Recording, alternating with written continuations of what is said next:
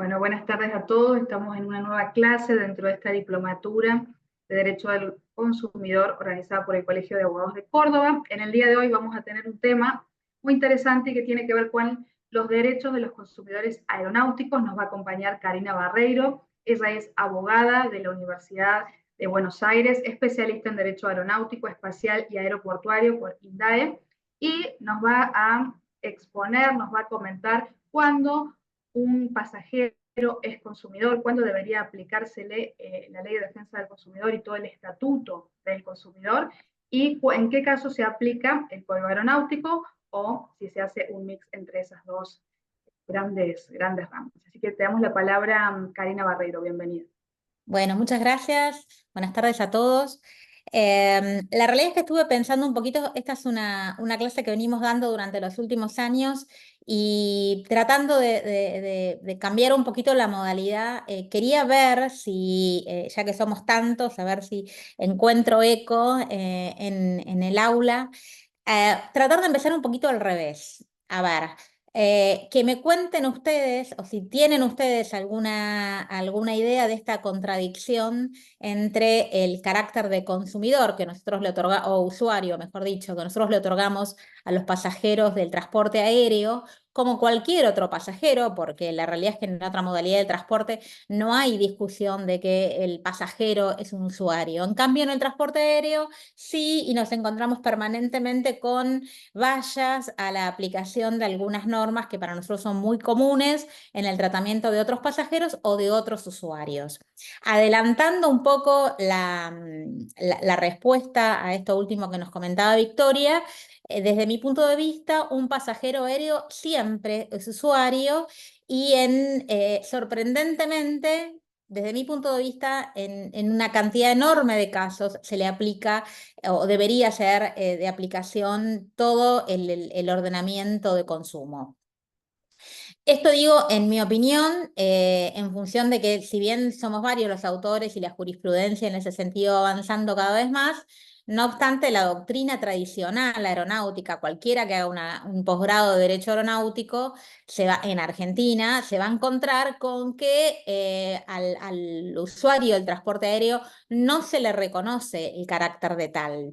Para la doctrina aeronáutica no es un usuario y no es de aplicación la Ley de Defensa del Consumidor ni el Código Civil, y la realidad es que eso es una contradicción porque nosotros entendemos, a ver, es muy fácil entender que el pasajero es un usuario. Es un usuario porque hay una empresa que es la proveedora, que le presta un servicio, y hay claramente una relación de consumo. Además, el contrato de transporte aéreo como tal encuadra también en la definición de contrato de consumo en los términos del Código Civil, con lo cual, en principio, por lo menos desde mi visión, no hay mucha duda, no hay ninguna duda de que el pasajero de transporte aéreo es un usuario. Pero como decía, siempre nos encontramos en la práctica con un montón de vallas y la verdad es que cada fallo donde se aplica la ley de defensa del consumidor surge casi como una novedad, como una victoria, cuando en principio, desde mi punto de vista, debería ser lo más natural.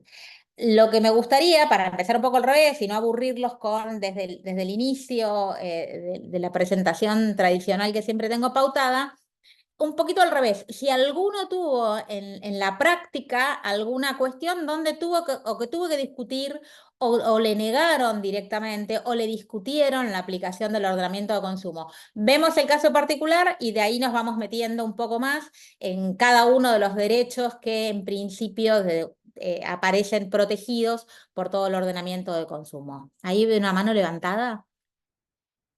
Sí, te escucho. ¿Ya? ¿Quieres habilitar el Sí. micrófono? Está silenciada, Analia. Sí, ¿ahora me escuchan? Sí, Buenas perfecto. tardes. Buenas tardes. Bueno, soy titular de Defensa del Ay, Consumidor de la ciudad de Altagracia. Sí, vemos que las empresas, cuando hay algún problema con los vuelos y son notificadas de la denuncia de los usuarios, suelen interponer excepción de incompetencia por la materia, manifestando que corresponde a la competencia federal, a la aplicación del Código Aeronáutico, niegan el carácter de usuarios, la aplicación de la Ley de Defensa del Consumidor. Yo seguí con el procedimiento, seguí con la audiencia que establece la ley. La empresa siguió negando su responsabilidad. Cerré la instancia conciliatoria, hablé con el abogado, hablamos, él interpuso la denuncia, la demanda ya directamente en el Tribunal Civil de acá de nuestra ciudad, Fuero, y la jueza se consideró incompetente, ¿no es cierto? O sea, abonando, digamos, lo que opinaba respecto a la competencia. Bueno, el colega, armamos una defensa para el usuario, el colega mantuvo su postura, recurrió, la Cámara de Apelaciones manifestó de que éramos competentes, de que Defensa del Consumidor había entendido bien y que la jueza competente, la jueza civil. Sé que posterior a este fallo hubo otros en el Tribunal Superior donde se declaró la incompetencia de la justicia provincial y bueno, así estamos. En este caso testigo que he tenido, ni siquiera hubo vuelo.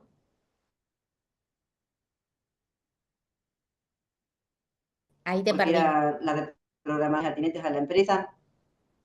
¿Era un tema de pandemia? Sí. ¿Ahora?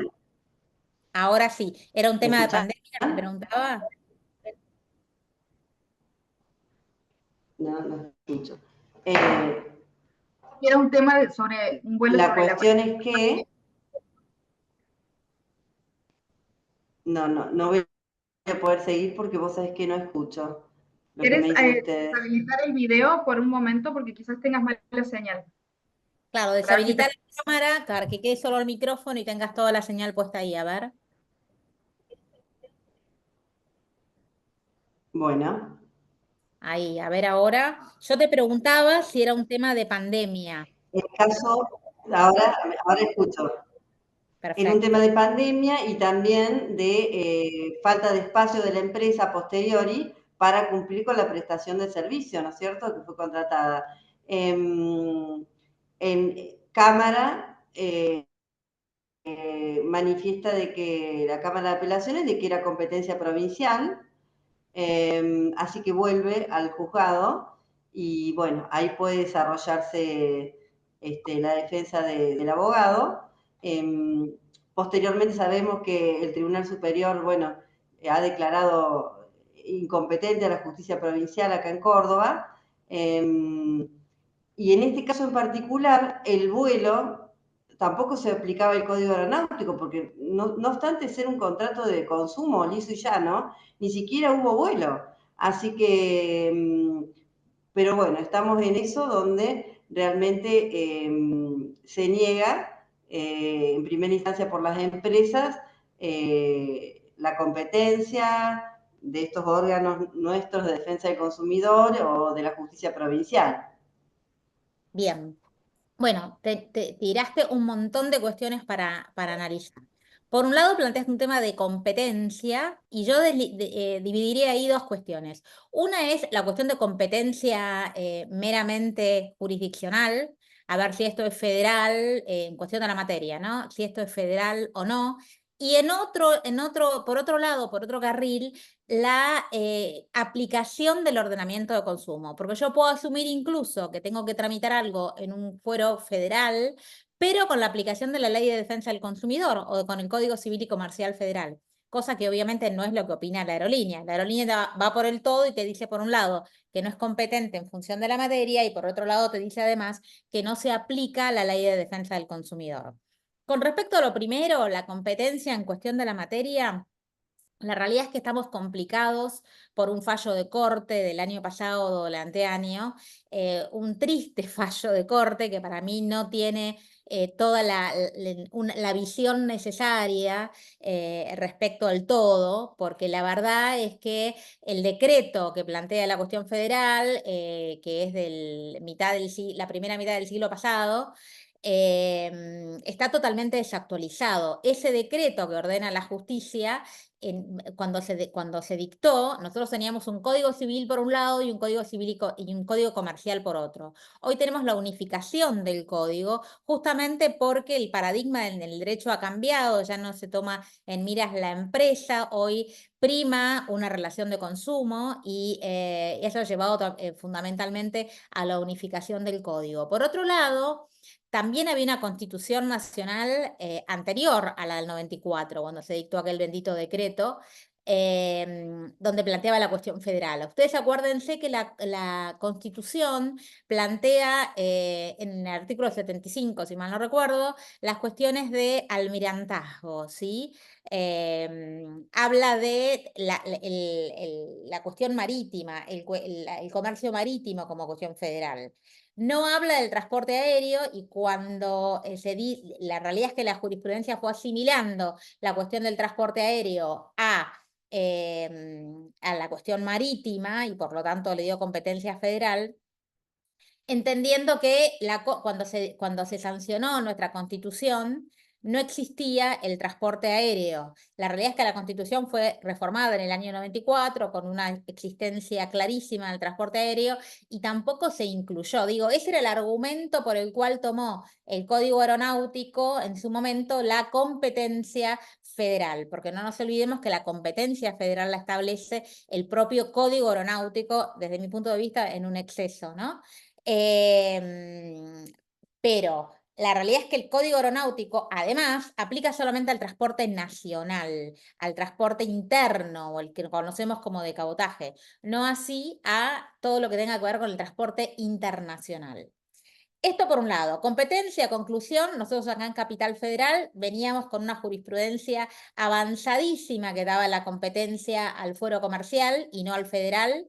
Avanzadísima digo porque todas las salas ya habían tenido fallos a favor de esta competencia, menos una que en realidad esa una había dado vuelta al criterio, porque antiguamente esa única sala también daba la competencia comercial. Cuando llegamos a ese punto en donde casi la jurisprudencia de la Cámara se unificó, salió el fallo de la Corte. Entonces ahora se volvió para atrás y se están dando, antes era un 95 comercial y un 5 federal, y ahora la proyección lamentablemente se invirtió. Es exactamente al revés, la mayoría va federal y el resto queda en comercial. Honestamente, en una cuestión de práctica, que resuelva el fuero federal y el fuero comercial, en la interpretación de la norma da lo mismo. El fuero federal ha hecho aplicación de toda la normativa de consumo y fue avanzando y hoy por hoy lo está haciendo cada vez más.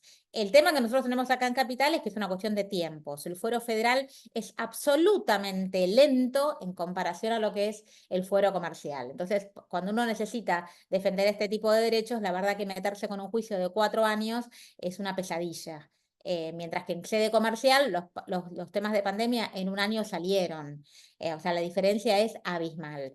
Eso por un lado, competencia. Después tenemos lo que es la aplicación de todo el ordenamiento de consumo. Y acá es donde hay que defender la postura para tratar en las oficinas de defensa del consumidor.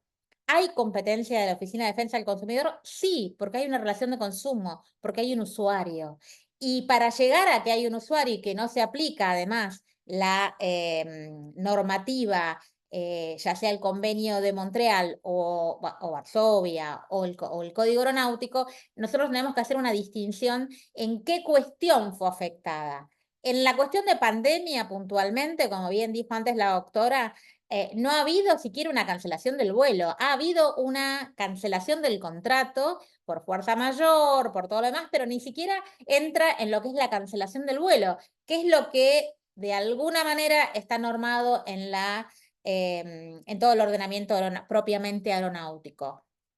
la cancelación del contrato, esta por fuerza mayor, la realidad es que nosotros encontramos la solución en la normativa de consumo, en la normativa civil. Es un tema de fuerza mayor, las partes no son responsables, hay una suma de dinero en adelanto que debe ser devuelta, después habrá daños o no en función no de la cancelación del contrato en sí, sino de la conducta posterior de la aerolínea. Porque seamos sinceros, las aerolíneas por fuerza mayor cancelaron, pero fueron muy remolonas en la devolución del dinero, comiendo intereses, afectando gravemente los derechos de los usuarios y siendo una cantidad de cosas todavía peores.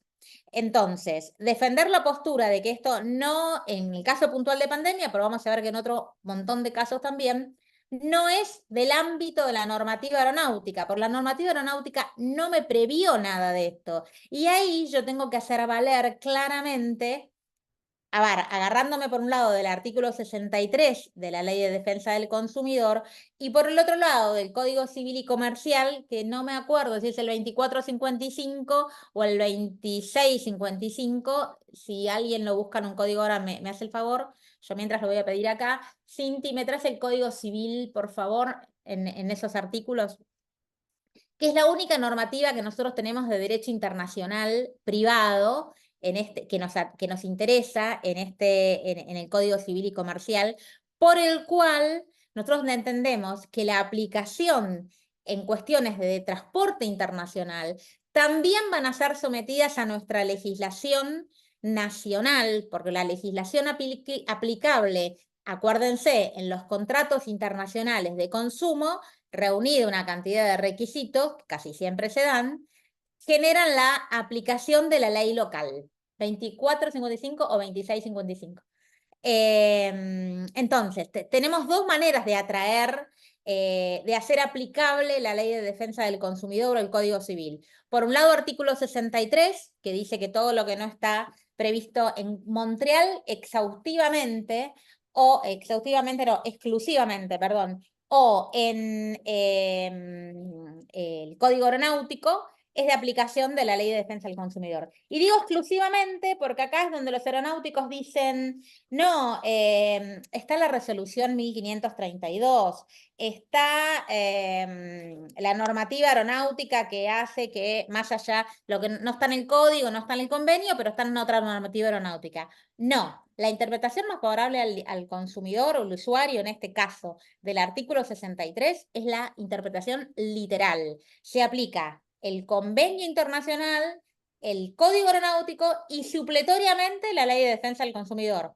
No podemos dejarnos enrollar con que hay alguna otra cosita que no está en el código, que no está en la convención, pero que se desprende de el artículo de la resolución aeronáutica. Estoy buscando el artículo, perdón, soy muy, muy mala con los números y con la edad me pongo cada vez peor.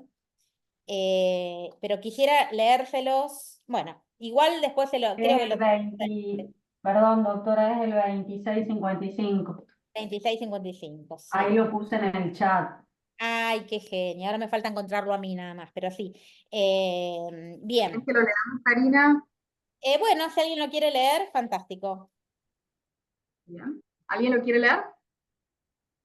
Fíjense que dice derecho aplicable.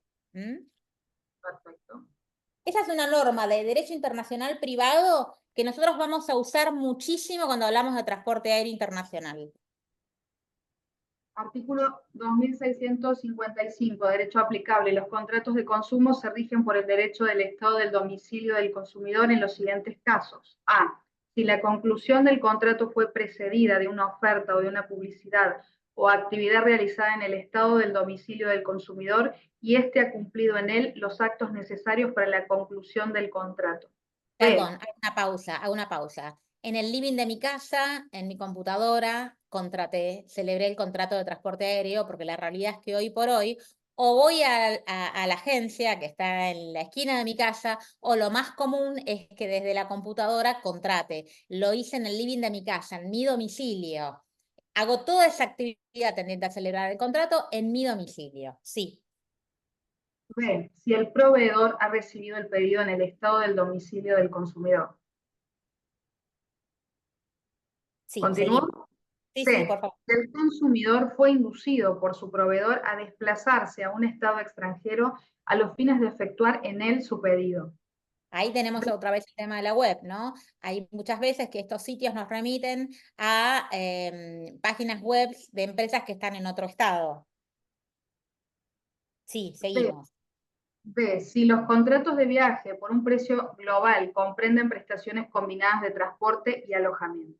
Ese es el En su caso del paquete turístico, ¿sí? Del paquete turístico que le suelo comprar a una agencia de viajes. Y no solo paquete turístico. Les cuento que a mí me pasó una vez que un cliente había contratado un viaje a Bangkok por una aerolínea y este señor lo había contratado desde España. En realidad no sé si porque él estaba de España o porque hay muchas de estas webs de agencias que la gente cree a veces que le sale más barato y compran así. Entonces compró desde España un pasaje para volar a Bangkok. Bangkok, Tailandia, mejor dicho, no tiene suscripto el convenio de Montreal que me da la jurisdicción acá. Entonces, la aerolínea opuso una excepción de incompetencia y dijo que nosotros no teníamos derecho a litigar en Argentina, que teníamos que ir a litigar a España o a Tailandia, según lo que decía el convenio de Montreal. Nosotros dijimos que no, invocamos este artículo, y además en ese caso puntual, como si fuera poco, como el pasaje era Bangkok y la aerolínea era Emirates, Emirates tiene un stop en Dubái, para aprovechar, la gente le dan, la misma aerolínea les da el hotel incluido para que se queden, es una promoción del Estado, ¿no? Promover el turismo en Dubái, entonces uno iba a Bangkok, pero se quedaba una noche o dos ahí en Dubái. Eso dado por la misma aerolínea, tiene un servicio que creo que se llamaba Dubai Connect o algo por el estilo, que no es de una agencia de viajes, sino que es un servicio propio de la aerolínea. Y el juzgado lo que dijo es, justamente, era un contrato de viaje por un precio global que incluía también un alojamiento. Y en base a este artículo rechazó, en ese caso, la incompetencia. Lamentablemente la aerolínea apeló, pero le denegaron la apelación y no pudimos saber qué opinaba Cámara, pero sí es un buen principio.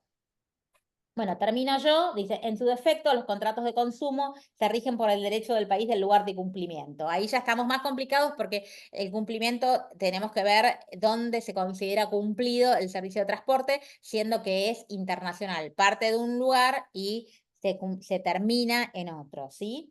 En caso de no poder terminarse el lugar del cumplimiento, el contrato se rige por el lugar del derecho de celebración, que ahí sí estamos otra vez frente al derecho local. Pero como ven, es muy fácil que en una cuestión de transporte internacional nosotros caigamos en alguna de estas condiciones, especialmente la del inciso A, para poder decir que en ese contrato que es de consumo, porque primero tenemos que argumentar que es un contrato de consumo, y eso es muy fácil, me parece, argumentarlo para cualquiera de nosotros que sabemos o entendemos y estudiamos el derecho de consumo. Entonces, primer paso, estamos ante un contrato de consumo. Segundo paso, por ser contrato de consumo, yo tengo una norma de derecho internacional privado que me dice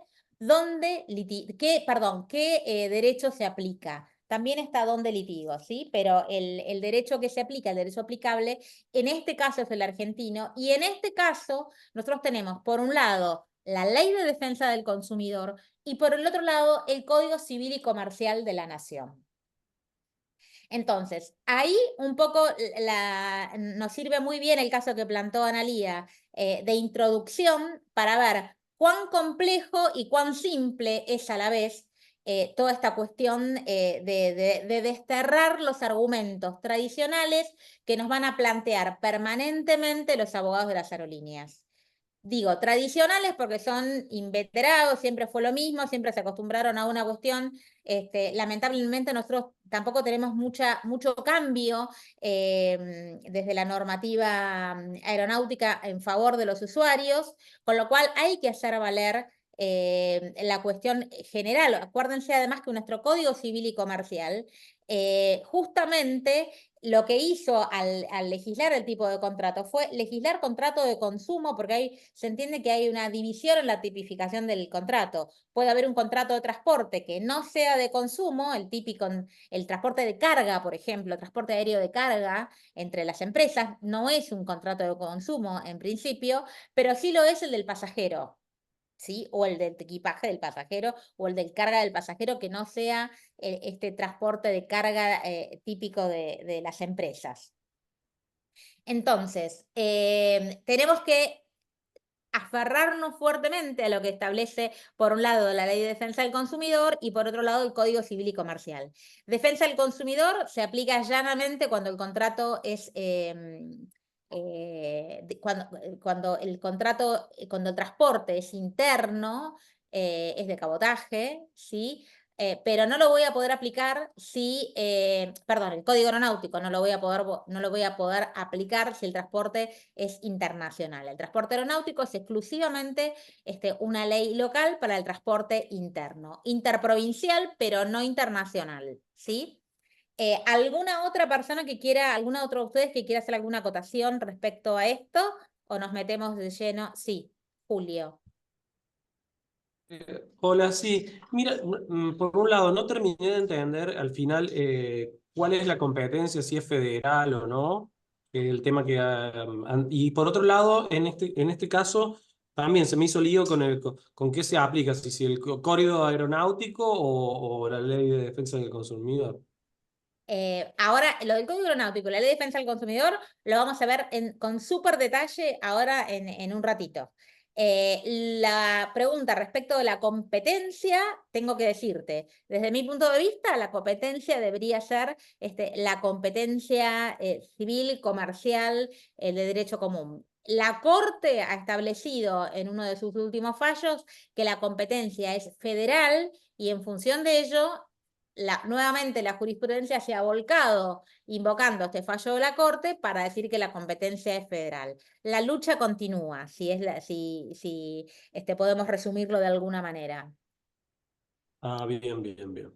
Y ahora después vamos enseguida obviamente no se pueden ir de esta clase sin entender y sin llevarse muy claro esta cuestión de cuándo se aplica y cuándo no, y qué se aplica en cada caso. Lo vamos a ver, se los prometo. No podemos terminar el Zoom sin que eso por lo menos les quede clarísimo. Natalia.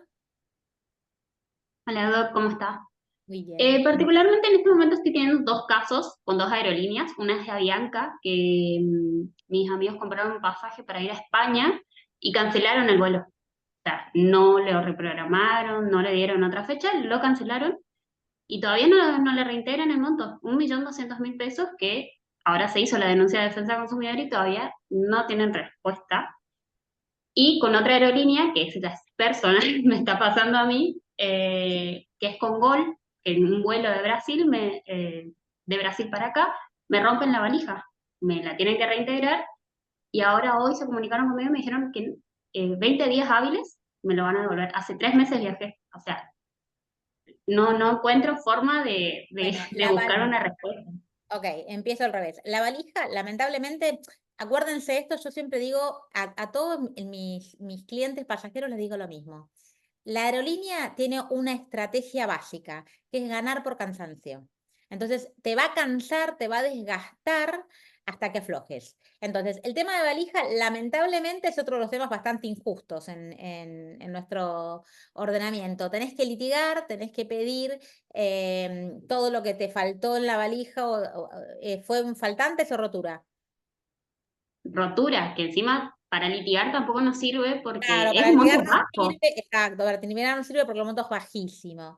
Tenés que insistir, sos abogada, amenazar con la acción, llevarlos a mediación, y lograrlo. Si se lo tenés que dar a un abogado, no te lo va a tomar porque es clarísimo un horror. Y rápidamente te digo lo primero, lo de Avianca. Ojo con cancelación, asumo que el vuelo fue internacional. Entonces, en principio, la aerolínea y probablemente el juez te diga que se aplica el convenio de Montreal porque tanto Colombia como Argentina tienen suscrito el convenio de Montreal. Ahora, La realidad es que el convenio de Montreal no previó la cancelación. El convenio de Montreal prevé la demora. Por eso es que en Europa, cuando un vuelo se termina cancelando, se habla de gran retraso.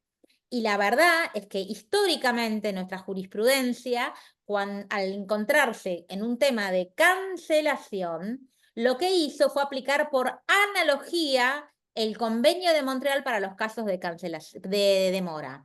Y digo por analogía porque además es justamente uno de los principios del derecho aeronáutico en el Código Aeronáutico, la analogía.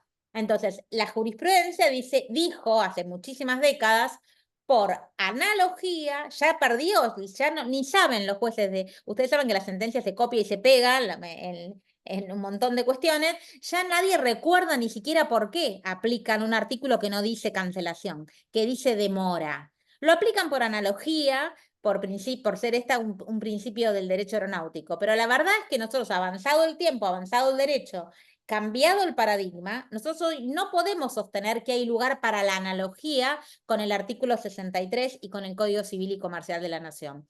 El 63 es muy clarito, lo que no está en el convenio internacional va a defensa del consumidor. Y eso hay que hacerlo valer. La cancelación no está.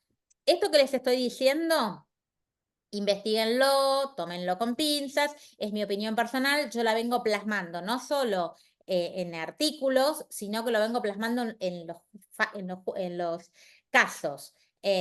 Hasta que algún día alguien tome el tema y se ponga a estudiar realmente qué va por cancelación. Si realmente van a seguir con la metodología de aplicar Montreal así derecho viejo, o si van a analizar la cuestión, desmenuzarla y entender que es de aplicación la Ley de Defensa del Consumidor o el Código Civil. Que acuérdense que si yo digo que si no está contemplado en el convenio, aplico ordenamiento de consumo y en el ordenamiento de consumo tengo una responsabilidad mucho más amplia, porque la cancelación, como demora, en el código y en el convenio están limitadas la responsabilidad. Yo esa limitación no la tengo en el ordenamiento de consumo, tengo una responsabilidad de tipo integral, por eso es que me conviene, obviamente, llevar al entendimiento al juez de que se trata de una responsabilidad regulada por el ordenamiento de consumo. ¿Y por qué está regulada por el ordenamiento de consumo? Porque no lo previó el convenio de Montreal. Sí lo previó de alguna forma, más chiquitita, el Código Aeronáutico, pero en lo que es transporte internacional, si ustedes tómense el trabajo de leer Montreal, que no es muy largo, y van a encontrar con que no hay ningún artículo que hable de la cancelación. Sí hay un artículo, que ahora lo vamos a ver, que habla de la demora. Por eso, pero son dos cosas distintas, cuando un vuelo se retrasa a cuando un vuelo se cancela. Puede llegar al mismo número, pero va a ser otro día. Yo viajaba en el 901 de American, pero viajaba el martes, y American tiene vuelos diarios. Si a mí me pasaron el vuelo para el miércoles, no es el mismo vuelo, hubo una cancelación. ¿Sí? Distinto es cuando me lo reprograman para más tarde, más temprano, pero la cancelación, si yo tengo que es cancelación, debería sostener, yo al menos lo hago, de que es una responsabilidad que está legislada en el ordenamiento de consumo y no en el ordenamiento aeronáutico. Sí, hacemos una o dos más y empezamos para que el resto pueda llevarse bien clarito esta distinción de cuándo aplicamos y cuándo no. Sí.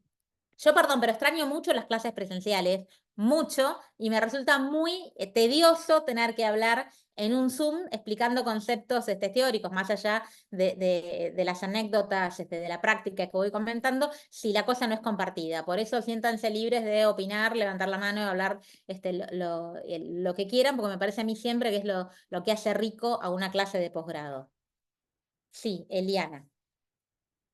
Sí, buenas tardes, doctora. Mi pregunta es, ¿tiene influencia en la determinación de la competencia dónde se compró el pasaje del vuelo?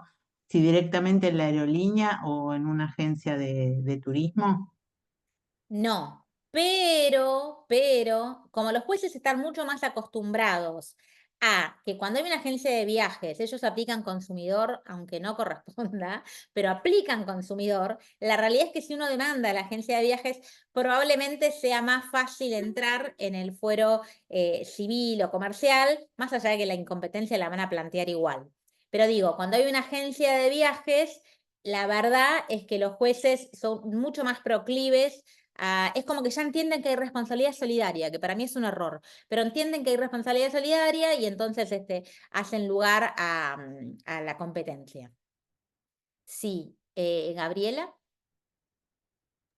Sí, Doc, buenas tardes. No me había quedado claro, justamente con lo que usted decía hace rato de anécdotas que usted tiene por su experiencia, qué es lo que pasó con su cliente que compró el pasaje a Bangkok. Bueno, compró un pasaje a Bangkok, pero lo compró en una agencia de España. Lo compró en Sí, sí, España está bien. para ir desde Buenos Aires a Bangkok. Reclamamos en Buenos Aires y la aerolínea opone una excepción porque dice, acá hay un transporte internacional. En el transporte internacional se aplica el convenio de Montreal. El convenio de Montreal, acá además había sido una demora, fue todo un tema bastante engorroso. Dijo, se aplica a Montreal. Yo no discutía que se aplicara a Montreal, pero lo que dice es, se aplica a Montreal, perdón, no se aplica a Montreal, se aplica a Varsovia, porque ustedes saben que nosotros tenemos un convenio de Varsovia de 1929 y un convenio bastante parecido y mejorado de 1999, ratificado en Argentina en el 2000, por Argentina en el 2008, que es el convenio de Montreal. Entonces, lo que sucede con estos dos convenios es, cuando, por ejemplo, Argentina suscribió Varsovia y luego suscribió Montreal. Si yo tengo que litigar por un pasaje con un país como Tailandia, Tailandia no suscribió Varsovia, pero sí suscribió, perdón, no suscribió Montreal, pero sí suscribió Varsovia. Como Argentina suscribió los dos, aplico Varsovia. Ahora, si tengo que ir con Colombia, con Estados Unidos, con Brasil, esos países también suscribieron Montreal. Como Argentina suscribió Montreal, aplicamos Montreal, que es el más moderno, o sea, es el más nuevo. Aplico Montreal en la medida que el otro país también lo haya ratificado. Si no lo ratificó, seguramente ratificó Varsovia. Entonces aplico Varsovia porque Argentina también lo tiene ratificado. ¿Me explicó? Bueno, Montreal justamente en una de sus cláusulas y como ventaja sobre Varsovia tiene esta cuestión de que yo puedo litigar en el domicilio del pasajero. ¿Sí? Ahora, esta cláusula no está en Varsovia. Entonces la aerolínea, ¿qué los decía? No, ustedes tienen que aplicar Varsovia. ¿Y qué opción les da Varsovia? Fácil, litigan en España, que es el lugar de la compra, o en Tailandia, que es el lugar de destino. ¿Sí? Y ahí la verdad que nos arruinaban, porque nadie iba a litigar a España, nadie iba a litigar a Tailandia. Entonces, invocamos este artículo del 2655 y el juez de primera instancia nos dio la razón. Después no se llegó a Cámara porque no me acuerdo ni por qué cuestión declararon que no era susceptible de apelación y quedó ahí firme por no haber podido llegar a Cámara. La aerolínea no opuso el recurso de queja, quedó ahí todo. Ahora, ¿no ¿Alguna hay cuestión? ningún conflicto Gracias, Doc. Gracias, Doc. con los otros países que la aerolínea pueda plantear algo en este caso en España o en esos países que usted da como ejemplo? Si no hay otra, no te entendí la pregunta, No, perdona. no, es que, si no se puede, si no hay un conflicto de competencia ahí entre un juzgado argentino que Claro, pero la tiene que digamos, reclamar el otro juzgado. ¿Te imaginas que la aerolínea tendría que hacer la cuestión al otro juzgado para poder pedir la inhibitoria del juzgado argentino, cosa que hasta ahora no ha pasado, y la realidad que sería bastante difícil que pase porque cada aerolínea tiene una sucursal en los distintos países. De hecho, la aerolínea para poder volar desde Buenos Aires tiene que estar inscripta acá, con lo claro, cual la realidad es que no tendría mucho sentido tampoco que la aerolínea lo plantee, pero bueno. Por supuesto que la aerolínea siempre se va a defender con todo lo que tenga a la mano y las excepciones están a la orden del día, ¿no? Bueno, si les parece, avanzamos un poquito en la presentación y de todas maneras, en cuanto necesiten acotar algo o preguntar algo, me van diciendo y lo vamos viendo. Me encantaría ahora poder, acá, cambiar la film. Perfecto. Bueno, ¿cómo se da la protección de los pasajeros aéreos? ¿Qué normativa tenemos en Argentina? Protección específica de los pasajeros aéreos. La verdad es que es pobrísima y yo ahí la resolución que les puse se la puse con un signo de interrogación porque si bien la doctrina aeronáutica dice que esto es protectorio de los usuarios, es una paparruchada, porque es la resolución 1532 del que era entonces Ministerio de Obras y Servicios Públicos, lo que plantea en realidad son las condiciones del contrato de transporte aéreo. Y si uno se toma el trabajo de leerlas, se va a dar cuenta que lo que hace es asegurar los derechos de la aerolínea. En ningún lugar es protectoria de los usuarios. Las garantías que le dan los usuarios son mínimas y obvias, pero mínimas, como por ejemplo que si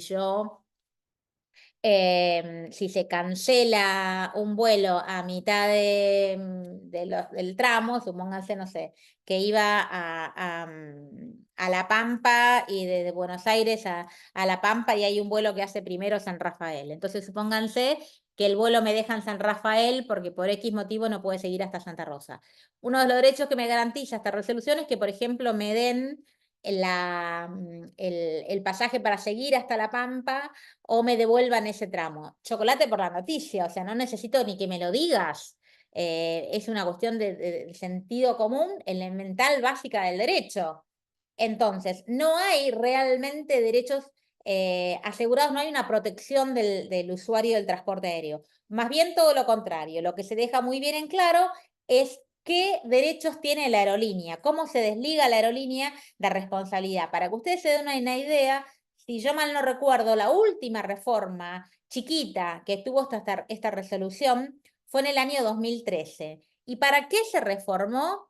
Para proteger a las aerolíneas en todos aquellos casos donde por cuestiones meteorológicas el vuelo debe ser suspendido, cancelado o demorado. Entonces, en ese caso, si es por cuestiones meteorológicas, la aerolínea no le va a pagar al pasajero ni el transporte, ni el alojamiento, ni la comida.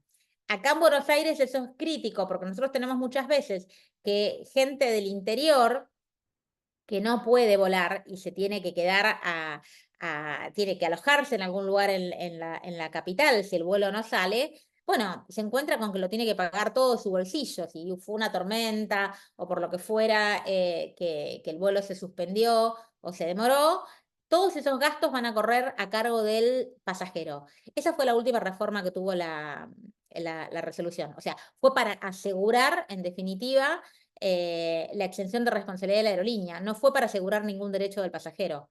Y así es básicamente toda la resolución. Yo rescato un artículo, que creo que después lo tengo mencionado en la filmina, que es el que establece, no es una gran maravilla, pero bueno, por lo menos es algo de donde agarrarse en algunos casos, que cuando el grupo que tiene que viajar, el grupo de pasajeros que tiene que viajar, se muere alguno de ellos o tiene alguna enfermedad que le imposibilita viajar, entonces la aerolínea está obligada a dejarles abierto el pasaje a todo el grupo por un mínimo de 45 días. Esto en general lo que hacen las aerolíneas se lo dejan abierto por un año directamente.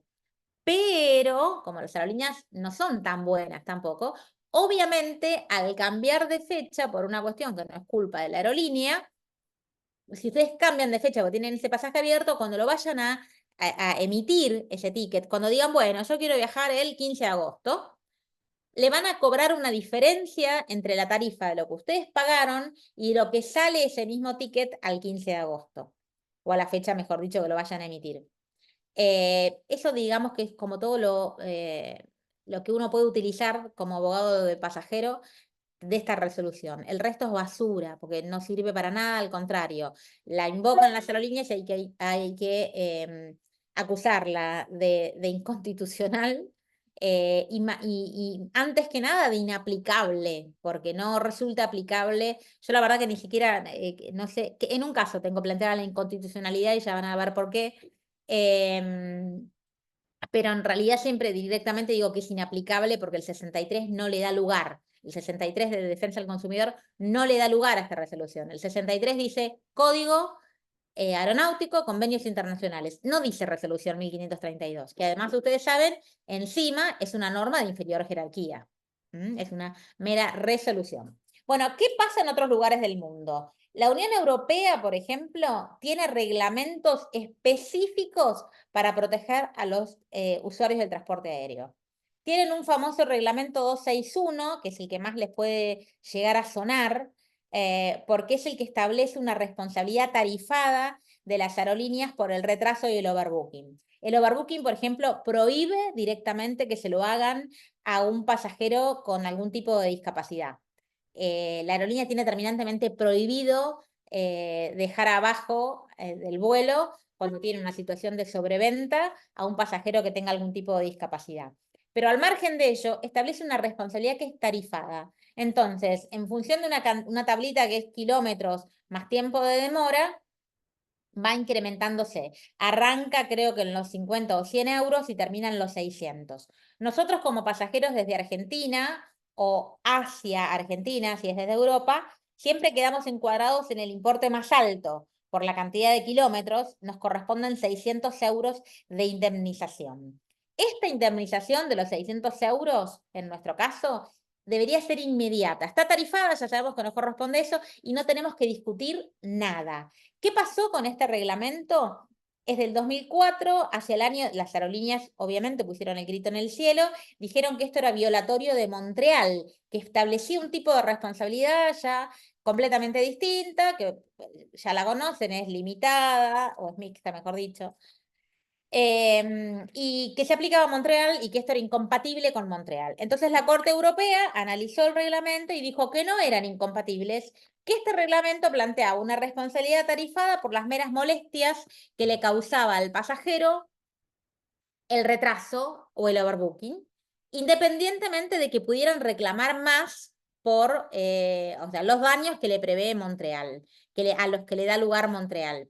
Esto es sumamente interesante porque, sobre todo en Argentina, por muchísimo tiempo se discutió el daño moral. El daño moral en el tema de la cancelación o el retraso. De hecho, la Cámara Federal lo empezó a otorgar allá por el año 2011, 2012, o 2010, empezó a otorgar el daño moral diciendo que, en un fallo que hizo Escuela, diciendo, Borlenghi con Cubana Aviación, diciendo que la pérdida de tiempo que uno tenía en un aeropuerto o en un lugar donde no había decidido estar, era pérdida de vida. Y que como tal, como la vida es indemnizable, la pérdida de vida es indemnizable y ese tiempito que se entiende tiempo de vida, y con ese argumento que a mí me parece sumamente ajustado y brillante, la Cámara Federal otorga daño moral. En cambio, la Cámara Comercial es más reticente al daño moral porque dice que tiene que ser probado en algunos casos, ¿no? Y la verdad es que ustedes saben, el daño moral es bastante difícil de probar. En cambio, en la Cámara Federal lo que dice es que es pérdida de vida, o sea, no tengo que probar nada. Yo estaba en el lugar que no quería estar. Estaba atada en un aeropuerto o estaba atada en una ciudad cuando yo ya había decidido que de esa ciudad iba a volar el día anterior o la noche anterior o en el momento que fuere. Que no me iba a quedar más tiempo ahí. O sea, no requiere de prueba, ¿sí?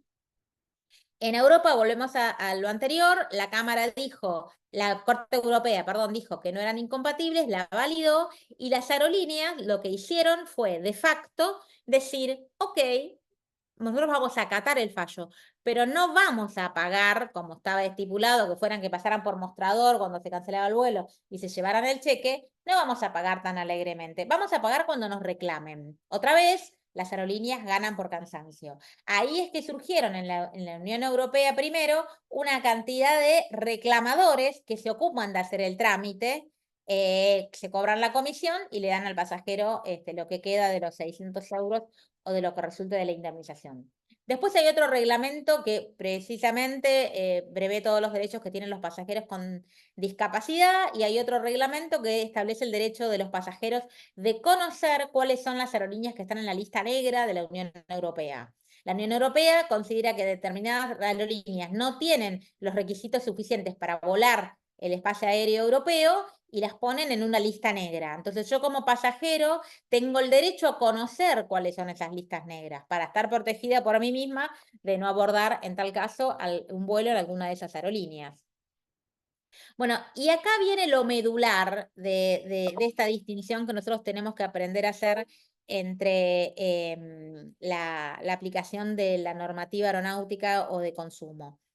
Esto es el resumen de lo que es el artículo 2 del Código Aeronáutico, ¿Qué dice el Código Aeronáutico? Que, insisto, es para el transporte interno de cabotaje, transporte nacional.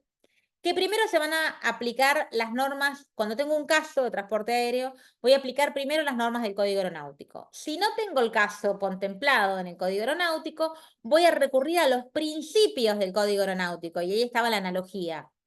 Y si no están los principios, voy a ir a los usos y costumbres de la actividad aeronáutica. Y si aún la cuestión fuese dudosa, recién ahí voy a ir a los principios del derecho común. ¿Sí? O sea, hago todo lo imposible por no salirme de lo que le conviene a las aerolíneas. Esto tiene que ver un código aeronáutico sancionado allá por el año 65, creo, 67. Tiene que ver con todo un paradigma que había en el derecho, que era el derecho puesto en mira a la empresa. Hoy el derecho mira al consumidor. ¿Sí? Este código aeronáutico no se actualizó. Y está difícil la actualización, porque quienes se encargan de hacer la actualización o querer hacer la actualización siempre son las aerolíneas y la autoridad administrativa, que no deja de poner el foco en la aerolínea y no en el pasajero, que es la ANAC, la Administración Nacional de Aviación Civil. Es muy poco permeable a contemplar los derechos de los pasajeros. Yo creo que en Argentina esto pasa siempre, que la autoridad de administración está siempre mirando a los que tiene que controlar y no a los beneficiarios de ese control, ¿no? Pero bueno, esa es una opinión personal, pueden disentir, alguien de ustedes por ahí trabaja en algún organismo de estos y me dice lo contrario, pero me ha pasado no solo con la ANAC, me ha pasado con el Ministerio de Turismo, que protegió más a las agencias de viaje que a los turistas, me ha pasado con la Superintendencia de Seguro, que protege más a las aseguradoras que a los usuarios, en fin, suele pasar bastante seguido. Bueno, ¿y qué dice en cambio? Les dije recién lo que decía el Código Aeronáutico, pero ¿qué dice el artículo 63 de la 24240? Bueno, que para el supuesto de contrato de transporte aéreo se aplicará primero el Código Aeronáutico, los tratados internacionales y supletoriamente la presente ley. En ningún lugar dice resolución 1532, en ningún lugar dice nada que no sea estas dos cosas. Código, convenio, no hay otra. Convenio internacional, ¿sí? Y yo tengo que hacer una interpretación restrictiva de esto, porque el artículo 3 me dice que la interpretación es la más favorable al consumidor y la más favorable es esta interpretación restrictiva y literal de la norma. Bueno, si el contrato de transporte aéreo es un es un contrato de consumo, yo ya les adelanté respuesta, les dije que sí, rotundamente sí. Y la realidad es que encuadra en la definición de contrato de consumo del Código Civil y Comercial, y a su vez, si voy a la 24240, la verdad es que hay una relación de consumo, el consumidor, el usuario en este caso es el pasajero, y la proveedora es la aerolínea, es la proveedora del servicio. Entonces, para mí no hay duda que se establece una relación de consumo, directamente no la hay. Con lo cual el contrato es indefectiblemente un contrato de consumo. Insisto, encuadra en esta definición que da el 1093 del Código Civil y Comercial, y esto es lo primero que nosotros tenemos que decir cuando tenemos que defender toda la aplicación de la Ley de Defensa del Consumidor o del Código Civil, incluyendo temas de competencia o lo que fuese. Antes que nada, estamos en un contrato de consumo. Entonces, hay un montón de cuestiones que, aunque no hagan a la responsabilidad, también se van a aplicar porque son de aplicación del ordenamiento consumeril.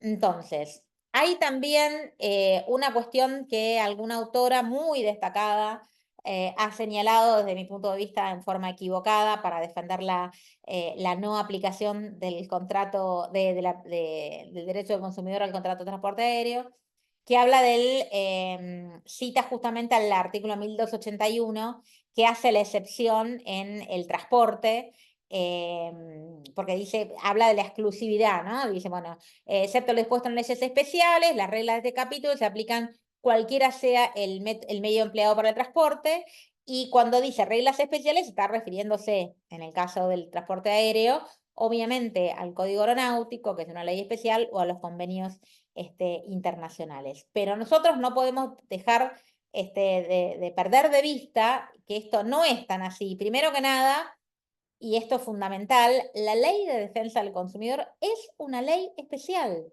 no es menos especial que el Código Aeronáutico, no es menos especial que cualquier otra, es una ley especial para los usuarios y consumidores, porque la especialidad tiene que ver con el sujeto al que están regulando. Y la verdad que es una ley para los usuarios o consumidores, es una ley que regula todo lo que tiene que ver con la relación de consumo. Entonces, es una ley especial, nosotros tenemos que hacerla valer tal como es.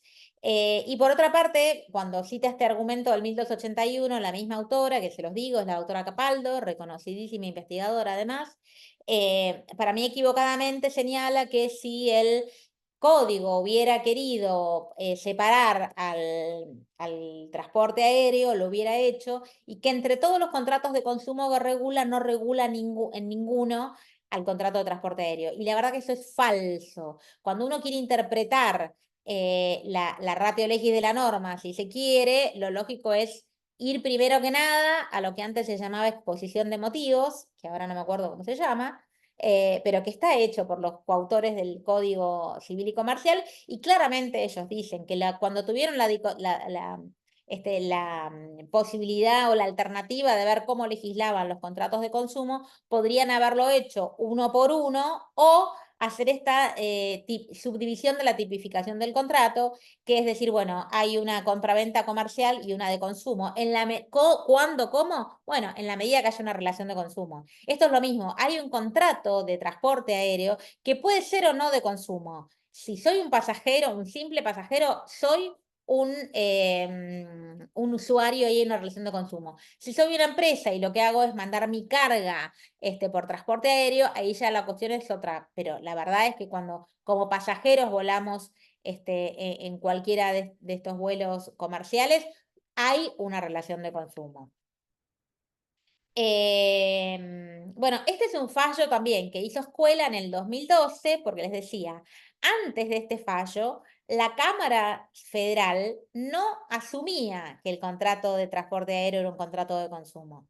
Lo hace a partir de este fallo, que es un quiebre en la jurisprudencia, es el fallo Fortunato, y además es un fallo que se quiso meter a fondo, ¿no? Hay veces que los fallos esquivan la cuestión y tratan hasta ahí, y hay fallos donde se meten hasta la médula. Este fue un fallo que se metió hasta la médula, porque en realidad lo que estaba en discusión, si mal no recuerdo, era un tema de la tasa de justicia, si correspondía o no el beneficio de justicia gratuita de la Ley de Defensa del Consumidor. Y este fallo dice que es claramente un contrato, que los pasajeros de transporte aéreo son consumidores, en los términos de la 24240, que son parte de una relación de consumo. Acuérdense que este fallo es previo incluso al Código Civil y Comercial. O sea, este fallo se mantuvo analizando exclusivamente la 24240. Pero este fallo es tan importante que en alguna otra filmina que ya la vamos a ver, habla incluso del daño punitivo y dice que es aplicable el daño punitivo, cuando en el fallo, insisto, no estábamos hablando de daño punitivo. La Cámara se tenía que abocar solamente a un tema de beneficio de justicia gratuita. Y para ejemplificar y en forma didáctica dice que, por ejemplo, es aplicable el daño punitivo. Bien, esta cuestión de si aplico o no aplico, en realidad tiene que ver con una pelea entre la especialidad de la materia, ¿no? Los aeronáuticos te dicen, el código, toda la materia aeronáutica está regida por legislación especial, como el código aeronáutico, como los convenios internacionales, y por otro lado, nosotros decimos, nuestra ley también es especial, y la realidad es que en la relación de consumo siempre va a primar la ley especial de consumo. Y acá hay un ejemplo que yo siempre me sirvió mucho para discutir con los abogados, con los profesores, más que con los abogados, con los profesores de Derecho Aeronáutico. Digo más que abogados porque en su rol de teóricos, ¿no? Nadie discute en el derecho aeronáutico la aplicación del derecho laboral en la relación laboral, que se da en el ámbito de la actividad aérea. Pero en cambio, todos discuten y todos niegan la relación de consumo, cuando entiendo que en realidad el paralelismo es válido. Hay una relación de consumo donde se protege un débil contractual y son ordenamientos especiales. por un lado, la relación laboral en toda la actividad aeronáutica está regida por la ley de contrato de trabajo, más allá de los estatutos, que siempre y cuando estén por encima, ¿no? Más favorables que la ley de contrato de trabajo. Pero la realidad es que nadie osó jamás. Yo hice la carrera de especialización en Derecho Aeronáutico. Todos me negaron la aplicación de la Ley de Defensa del Consumidor. La tuve que batallar hasta en la tesis, en contra del tutor inclusive. Pero nadie me negó en la carrera, al contrario, explicaban muy claramente que los temas laborales estaban regidos, como en una relación laboral, por las leyes laborales. Bueno, mi analogía en este caso es la misma. La relación de consumo, lo mismo que la relación laboral, está regida por la normativa protectoria de consumidor. Ahora, la cuestión medular, si se quiere, de toda esta discusión, si aeronáutico sí, si consumidor no, tiene que ver, por supuesto, con una cuestión de responsabilidad, ¿sí? Alguien dijo, no me acuerdo quién, que en el derecho todo se termina resumiendo en una cuestión de responsabilidad, porque lo que importa es quién paga. Y acá tenemos dos sistemas de responsabilidad que son distintos. Por un lado, el sistema tradicional del Código Aeronáutico, que tiene una responsabilidad limitada, que es también el de Varsovia, ¿sí? Limitada, subjetiva, con inversión de la carga de la prueba. Más adelante en los años, ya entrado este siglo, tenemos un sistema mixto, que es el de Montreal, que ahora vamos a ver por qué es mixto, porque en algunos casos la responsabilidad puede ser ilimitada, ¿sí? Y tenemos, por otra parte, el sistema de la 24240, que ustedes ya lo conocen de memoria. La responsabilidad es objetiva, integral, solidaria, en algunos casos, para mí, hago la comilla. Y por supuesto, siempre es más favorable este tipo de responsabilidad, porque simple y sencillamente porque es más amplia, ¿sí? Entonces nosotros tenemos que defender que al usuario se le aplique este tipo de responsabilidad más amplia, que es la que deriva del derecho de consumo. Acá este es un esquema sencillito, un cuadro sinóptico sencillito de cómo es la responsabilidad mixta, del sistema mixto que prevé Montreal. Yo les dije, no es como Varsovia, no es como el Código Aeronáutico, porque tiene una diferencia. Acá la responsabilidad puede ser objetiva y puede ser ilimitada, según los casos. A ver, la responsabilidad es objetiva y limitada cuando hay un tema de accidente, como muerte o lesión, y es hasta 100.000 derechos especiales de giro. Ustedes saben que el derecho especial de giro es una canasta de monedas. Mi última cuenta más o menos era que serían unos $150.000. Varía, y de hecho el propio convenio de Montreal prevé una actualización cada 5 años por inflación. Esta actualización ya se dio en una única oportunidad. Yo acá les planteé los números redondos que originariamente tiene el convenio, pero si ustedes tienen un caso, tienen que ir a ver a cuánto está hoy esta cifra de 100.000 derechos especiales de giro, porque fue actualizada. Esto significa que en un caso de accidente, con muerte o lesión, yo puedo reclamar hasta ese monto sin tener que demostrar la culpa de la compañía, ¿sí? Es una responsabilidad objetiva. La cuestión ocurrió a bordo de la aeronave, en las operaciones de embarque o desembarque. Listo, es responsabilidad objetiva de la aerolínea. Ahora, si yo quiero reclamar más de 100.000 derechos especiales de giro, yo siempre que planteo esto me acuerdo, ¿se acuerdan de aquel accidente grande de Brasil, que cayó todo el avión de Air France, que había importantes ejecutivos y demás? Bueno, obviamente la vida de un ejecutivo joven, ustedes saben que los jueces al momento de valorizar esa vida es mucho más alto cuando está en el apogeo de su actividad laboral, que si es una persona anciana o incluso si es un niño. Es horrible hablar del valor de la vida, pero bueno, sabemos que la jurisprudencia tiene esos parámetros. Entonces, es muy probable que esta cifra les quede corta si ustedes tienen una persona que era padre de familia, que estaba en plena carrera laboral, es probable que les quede corta, y en ese caso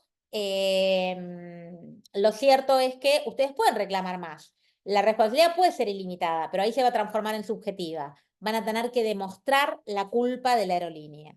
Les pido 30 segundos que tengo un tema con mi niña, mando esto, ay, cuando estoy apurada, más tarde.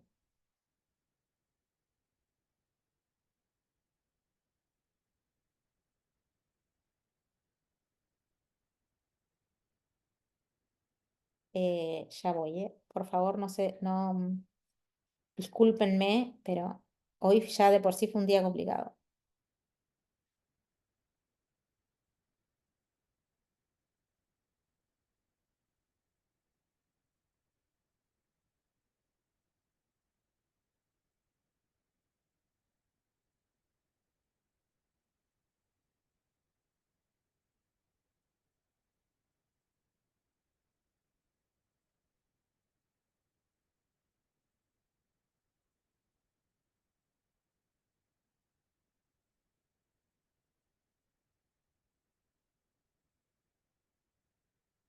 Bueno, esto en cuanto a la responsabilidad en caso de muerte o lesión. Esto es el caso típico de accidente. ¿Qué pasa con el equipaje? El equipaje también tengo una responsabilidad que es objetiva. No tengo que demostrar que la aerolínea tuvo la culpa en extraviarlo, en perderlo, en romperlo.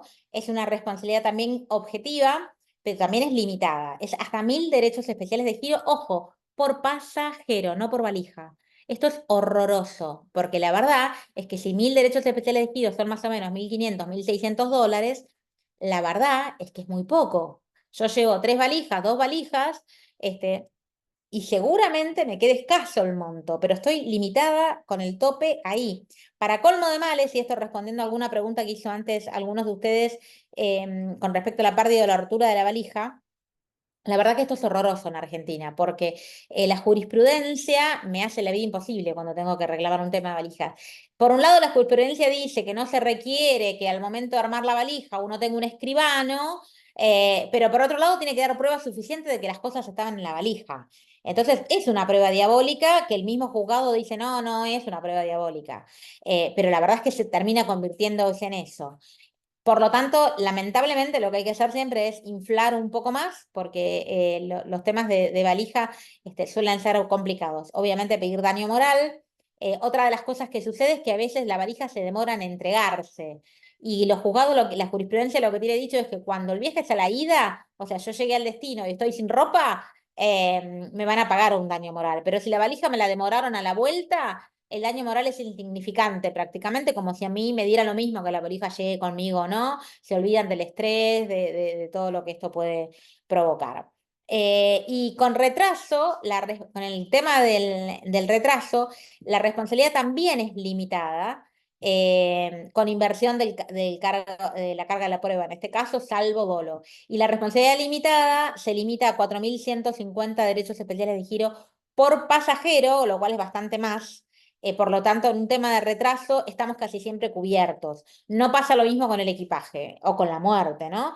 Pero en el caso del retraso es como que ahí ya estamos un poco mejor, porque un retraso, la verdad es que más de 6, 7 mil dólares por lo general un juzgado nunca nos lo da, ni tampoco casi lo exigimos.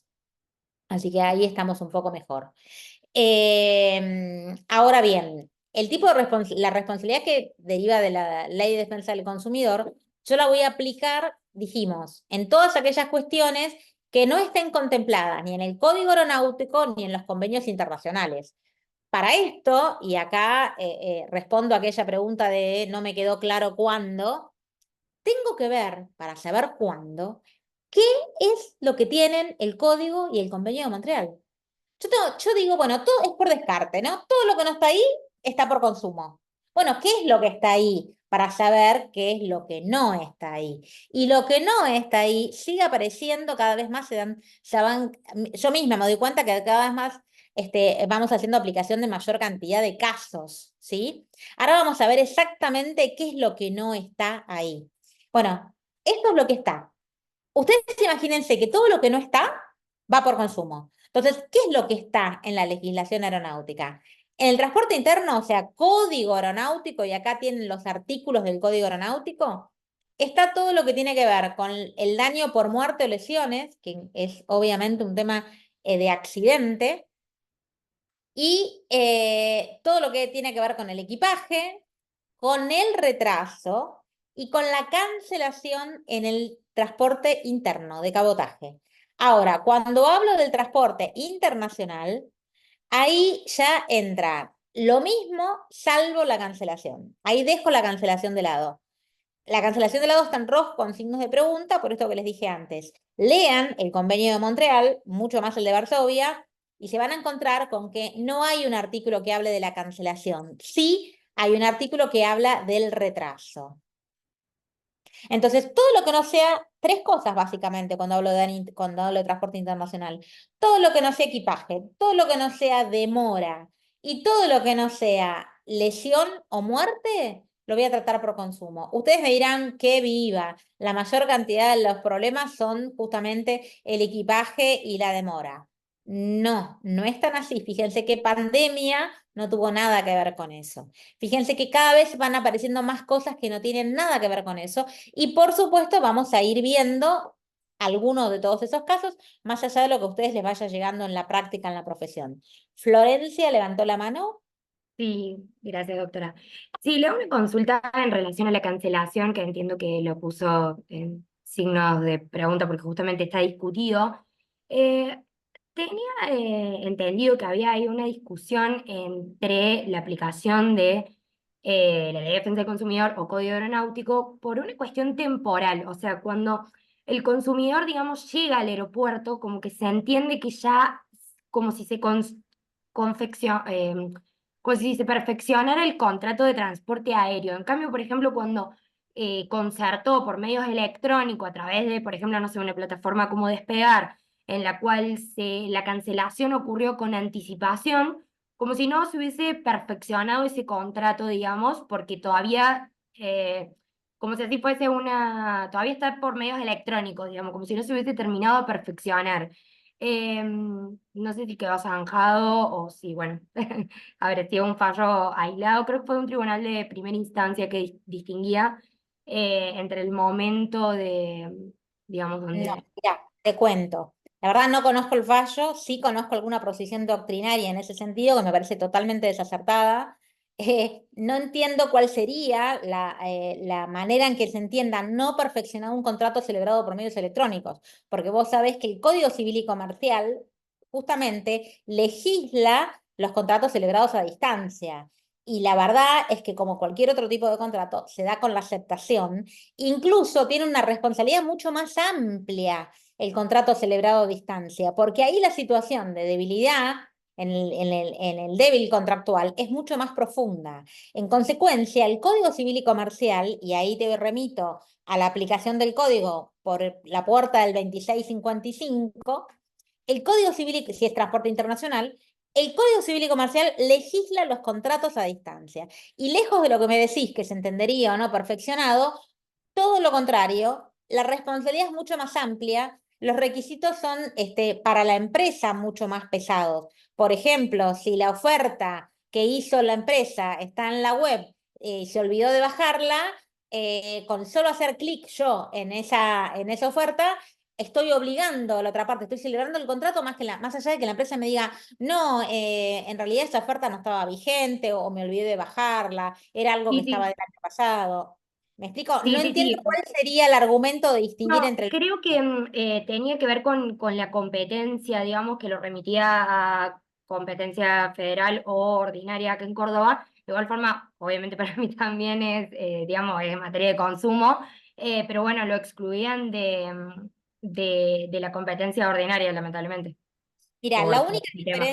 la única diferencia doctrinaria que yo conozco en cuándo decir que es un contrato de consumo o no, la hace la doctora Capaldo, otra vez, insisto, para mí desacertada, la siguen otros como Nobel y Vasallo, para mí desacertada, que entiende que hay dos instancias en el contrato, una es la de la publicidad, donde sí sería toda la cuestión precontractual, digamos, estaría dada por la protección de la Ley de Defensa del Consumidor, y una vez que sí está el contrato, ahí ya entraría la aplicación de la legislación aeronáutica.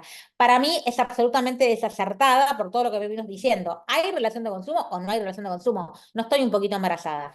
¿hay relación o no hay relación? ¿Estoy embarazada o no estoy embarazada? No hay tutía con eso. Entonces, decir que se aplica a toda la cuestión precontractual, como dice Capaldo, pero no al contrato en sí, es negar que es un contrato de consumo. Y yo eso no lo voy a permitir.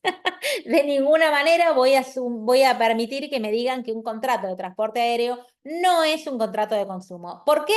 Porque está en la definición más básica del contrato de consumo, que la trae el código y la trae la ley de defensa del consumidor a través de cuando hay o no una relación de consumo.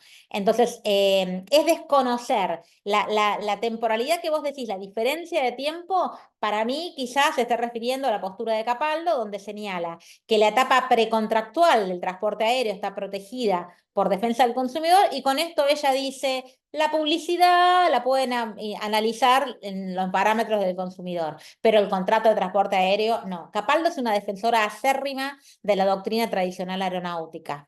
Tienen que saber, la doctrina tradicional aeronáutica, ella, Folky, ella por lo menos da argumentos, Folky da argumentos como, por ejemplo, decir que no es, que el pasajero aéreo no es usuario, o mejor dicho, dice no es consumidor, pero que es parte en el contrato de transporte aéreo. O sea, sí, obvio, es parte.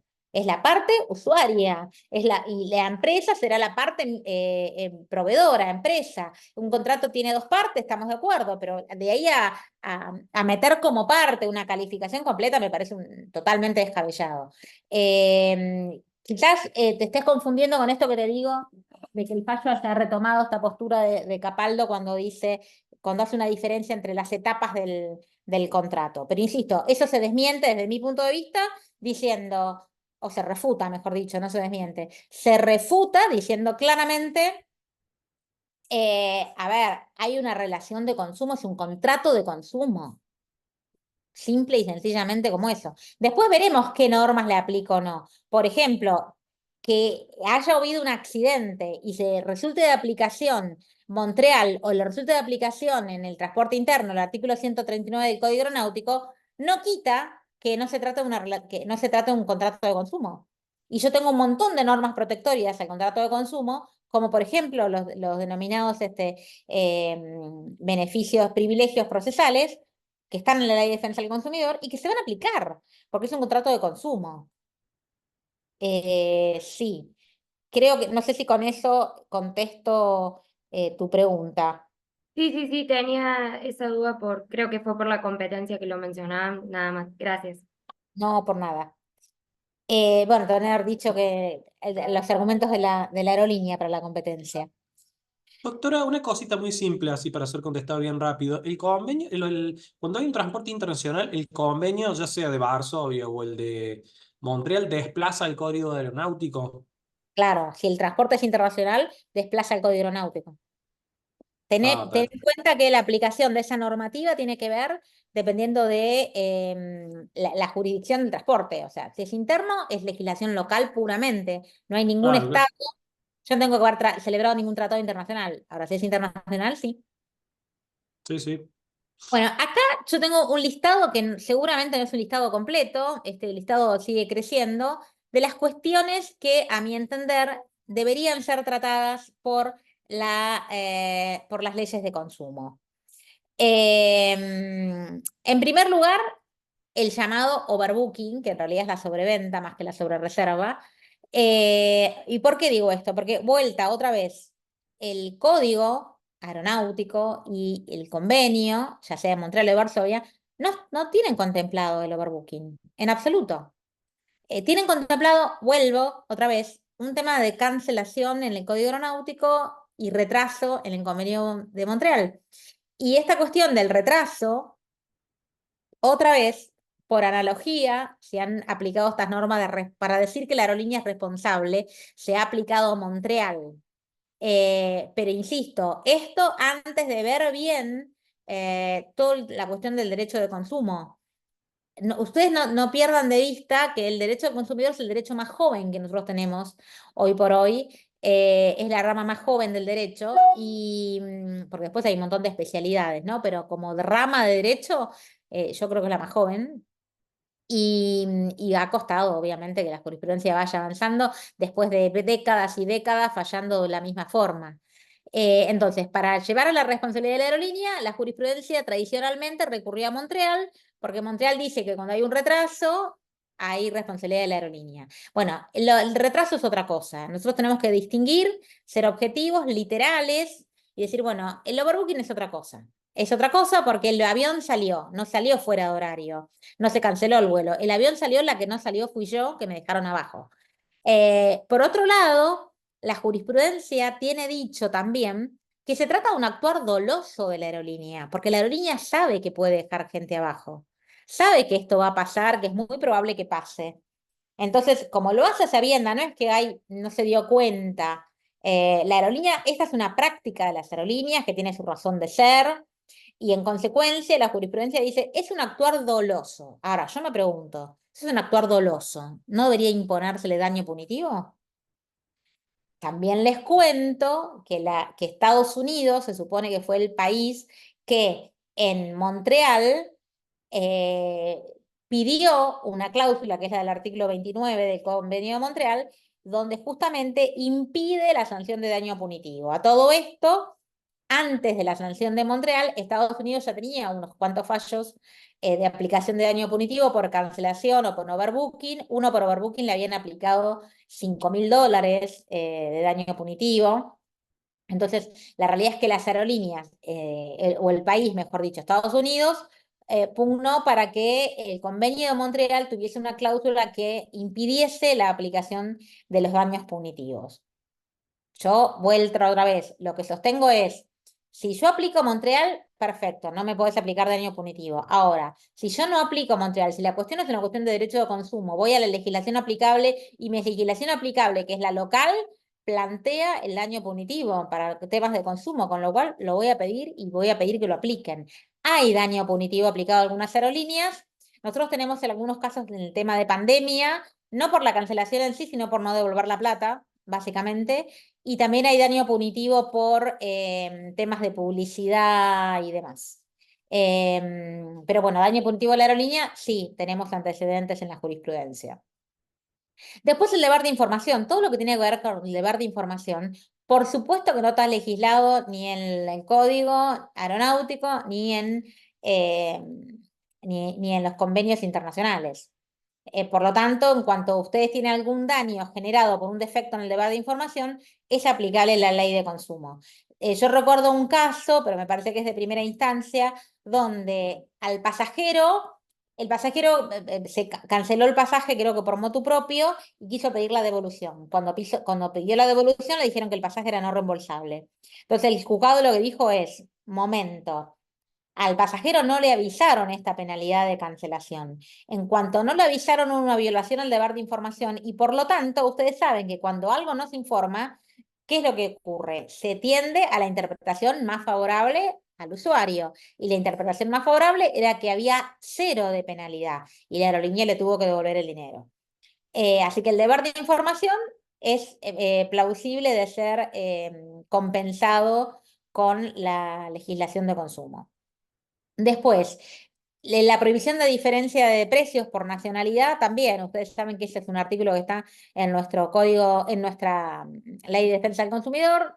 La diferencia de tarifas no debería existir y por lo tanto, en el caso de que la haya, se puede invocar la aplicación de la ley de defensa del consumidor y pedir incluso hasta el daño punitivo si se quiere, ¿no? La multa desde ya. La publicidad, todo lo que tiene que ver con publicidad, lo mismo. Nosotros tenemos varios casos de publicidad. Recuerdo uno que está citado por acá, de la Corte de Formosa contra Aerolíneas Argentinas. Tenía que ver con que Aerolíneas había hecho una publicidad por la cual creo que les daba el alquiler del auto gratis, algo por el estilo, si reservaban antes del 30 de mayo, imagínense. Este señor reservó antes del 30 de mayo, pero para volar en junio. Y después la aerolínea le dijo que no, que era para volar también antes de junio o antes de no sé qué fecha. Entonces ahí hubo todo un tema de publicidad engañosa donde se la condenó a Aerolíneas Argentinas a resarcir ese daño también. Las cláusulas abusivas, que hay a montones en el transporte aéreo. Yo les voy a mencionar una y nosotros tenemos judicializado 2 casos, que es la cláusula no show. Creo que la tengo más adelante y no se la digo ahora, pero es una cláusula abusiva. Si no la encuentro, si no aparece, se las menciono, pero es una cláusula abusiva. Ustedes, la verdad es que se van a encontrar, y por eso digo que esto es muy amplio, porque en el ejercicio les va a llegar un caso y cuando lo pongan a desmenuzar, se van a dar cuenta que es muy probable que le estén invocando una cláusula de la aerolínea que es abusiva. Por ejemplo, la tarifa no reembolsable. Ustedes saben que la jurisprudencia, no respecto de aerolíneas en sí, pero sí con respecto a agencias de viaje, tiene dicho que la tarifa no reembolsable es abusiva. La cláusula que prevé una tarifa no reembolsable es claramente una cláusula abusiva. Después, todo lo que tiene que ver con la contratación electrónica, lo mismo. Nosotros podemos invocar toda la protección de las leyes de consumo, porque el Código Civil, sobre todo, es muy minucioso en el amparo del usuario y de los consumidores en relación a este tipo de contratación a distancia. Después el derecho al arrepentimiento, que ahí sucede algo bastante curioso, pero también lo tenemos más detallado adelante. El daño punitivo, que ya los mencioné, el fallo de Fortunato que les mencioné de la Cámara Federal al principio, justamente habla de la posibilidad del daño punitivo al ser aplicable en todo lo que tenga que ver con el transporte aéreo de pasajeros. Los privilegios procesales, como el beneficio de justicia gratuita y el juicio sumarísimo. El cumplimiento forzado de la obligación, que esto también lo vemos un poco más en detalle, que esto es algo que me surgió a mí, la verdad es que no había antecedentes, por eso digo, no es que diga alegremente me surgió a mí, realmente no había antecedentes, me surgió analizando cómo podía encarar el tema de tarifa errónea. Allá por el año 2018, United Airlines había vendido una cantidad bastante importante de pasajes a Sydney, Australia, saliendo de Santiago de Chile. ¿Se acuerdan que en aquellos años era mucho más barato irse a Chile en algunos casos? Y había vendido pasajes muy baratos realmente a Australia que salían entre 300 y 400 dólares. Un pasaje que no sé, que hoy vale como 3.000 dólares. Y lo cierto es que se dio cuenta que se había equivocado. Incluso en el juicio ellos dicen que lo que pasó fue que el analista de tarifas quiso equiparar la tarifa de la aerolínea Qantas y cuando hizo la conversión de pesos chilenos se equivocó y entonces quedó un precio bajo en dólares. Por eso es que tarifa errónea salió a comunicar dentro de las 24 horas a todos los que habían comprado estos pasajes que los mismos quedaban cancelados porque se había tratado de una tarifa errónea y devolvió inmediatamente el dinero que había cobrado. Nosotros llevamos el caso a juicio, ganamos en un montón de casos, tenemos jurisprudencia unánime hasta ahora, las 3 salas de federal y 2 salas de comercial, donde se hizo lugar a la acción que fue por cumplimiento forzado de la obligación. Nosotros nos amparamos en el artículo 10 bis de la 24240 y dijimos: queremos que se cumpla esto. Pedimos que el juez obligue a la aerolínea a cumplir este contrato. Y que si por cuestiones de tiempo no llegamos al viaje, pues entonces al momento de la condena se nos dé el dinero necesario para adquirir un pasaje de las mismas características. Fue un caso sumamente exitoso, sinceramente, y nada, generamos esta jurisprudencia y siempre es lindo. Por eso, por eso a mí realmente me gusta tanto esta cuestión del derecho de consumo desde el punto de vista del pasajero aéreo, porque es como que al principio parecen puertas muy cerradas y es muy satisfactorio cuando uno las va abriendo de a poquito. Bueno, esto tiene que ver con la tarifa errónea que está ahí y la cancelación en el vuelo internacional, que ojalá en algún momento nos den la razón, hagan caso al pedido, algún juez curioso se ponga a analizar la cuestión y por lo menos diga, si nos tiene que decir que no, ¿por qué no? Y tengamos un argumento que discutir y analizar. Pero estamos tratando de generarlo para que se pueda ver en algún momento el fruto de esa discusión que por ahora es meramente teórica, ¿no? Esto de la cancelación, como les mencionaba antes, de que no está en el código, que no están en los convenios internacionales y que por ende sería de aplicación la normativa local, fue saliendo entonces en una cantidad enorme de casos como son los de cancelación del ámbito del convenio de Montreal. Acá un poco más en detalle, el tema de la tarifa errónea, yo les planteo el caso de United, nosotros también tenemos planteado casos contra Iberia por pasajes que vendió a París, pero son más nuevos y todavía no tienen sentencia. Fíjense lo que dijo la primer sala que falló en este tema, falló en el año 2019 y el caso era de 2018. Fíjense que bien actúa la justicia comercial a diferencia de lo que le hace la federal. Dijo, si alguien lo puede leer, a ver la primera parte, por lo menos eso que está resaltado. Es interesante este ensayo, si lo quieren leer todo, les agradezco. Perdón. Ahí vuelvo. ¿Alguien lo puede leer? El bajo precio por sí solo no permite presumir que el actor pudiera reconocer al efectuar la compra que la tarifa era errónea. United Airlines pretendió resolver el contrato, pero sin tener derecho a hacerlo. No, porque lo que hizo United fue de prepo cancelar todos estos pasajes, cancelar todos estos contratos, no canceló los vuelos, canceló los contratos. No tenía derecho a cancelar, porque podría haber judicializado la cuestión si quería United, pero la verdad es que se arrogó un derecho que no tenía en demasía, y con esto de que las aerolíneas ganan por cansancio, porque realmente yo lo viví, a mí me consultó una cantidad enorme de gente, pero cuando digo enorme de gente, me deben haber consultado 500 personas. ¿Sabes cuántas hicieron juicio al menos conmigo? Menos de 50, o sea, menos del 10%. La gente se cansa, la gente tiene miedo al juicio, en fin, le termina ganando la aerolínea. Nosotros habíamos perdido el caso en primera instancia, porque el juez dijo, por ejemplo, que cuando uno busca un pasaje, busca precios y que se da cuenta que es muy barato, y la verdad que no es así, porque el código no dice eso. El código, cuando habla del error, el error, para que sea realmente imputable, tiene que ser reconocible para la otra parte. Tiene que haber tenido conocimiento la otra parte de que se trataba de un error.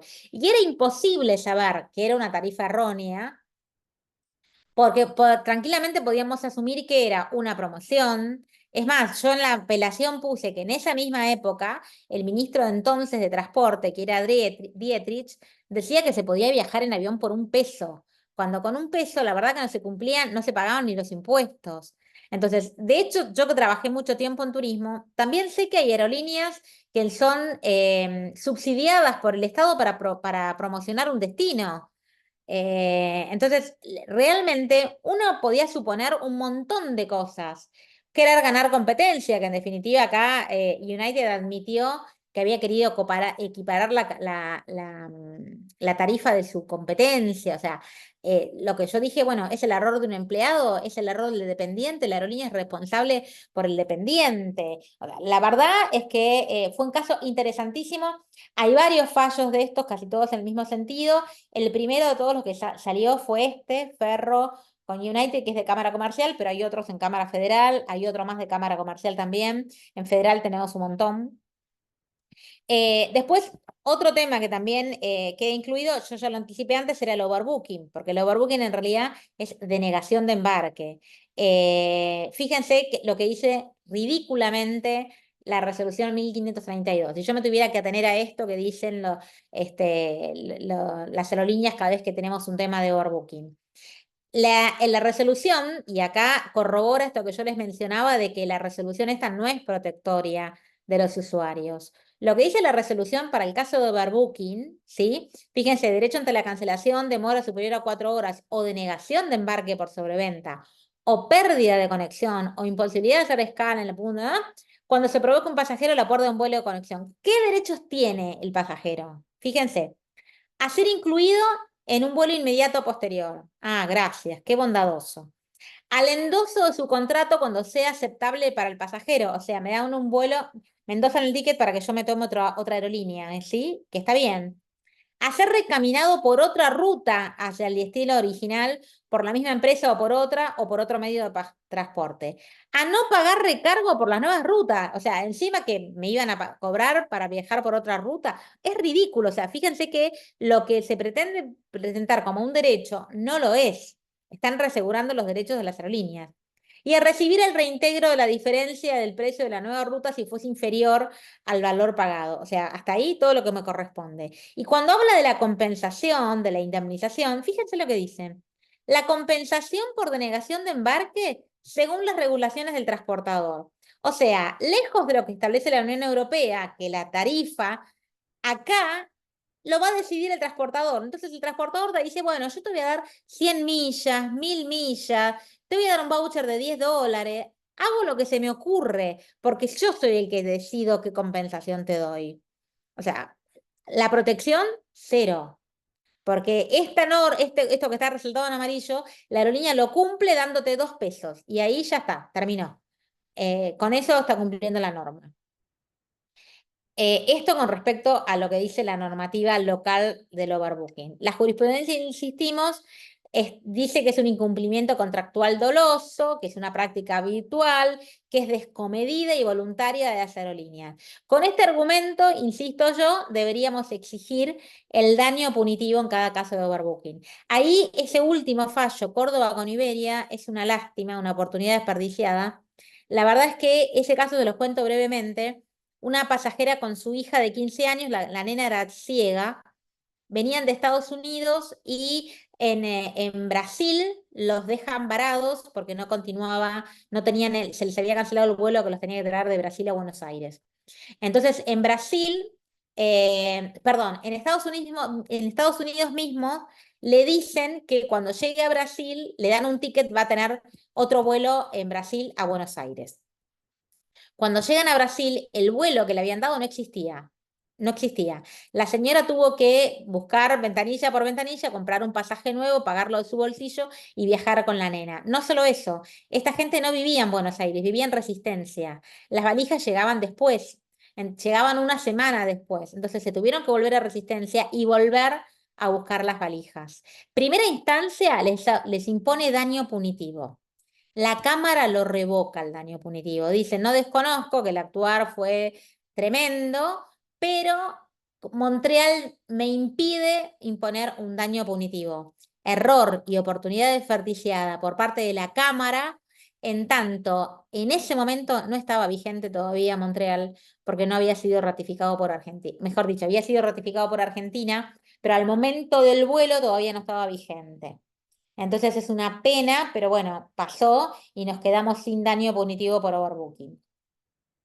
¿En qué artículo de la 24240 encuadra para mí la denegación de embarque? En el 19, que dice justamente que todos los servicios tienen que prestarse según la forma que fueron contratados. La aerolínea está obligada a respetar eso, que es nada más ni nada menos que un servicio con un horario determinado, y no lo hace. Entonces, para mí lo que va ahí es el artículo 19 con la responsabilidad que conlleva, por supuesto, la 24240. El deber de información, lo tienen ustedes clarísimo, también es aplicable.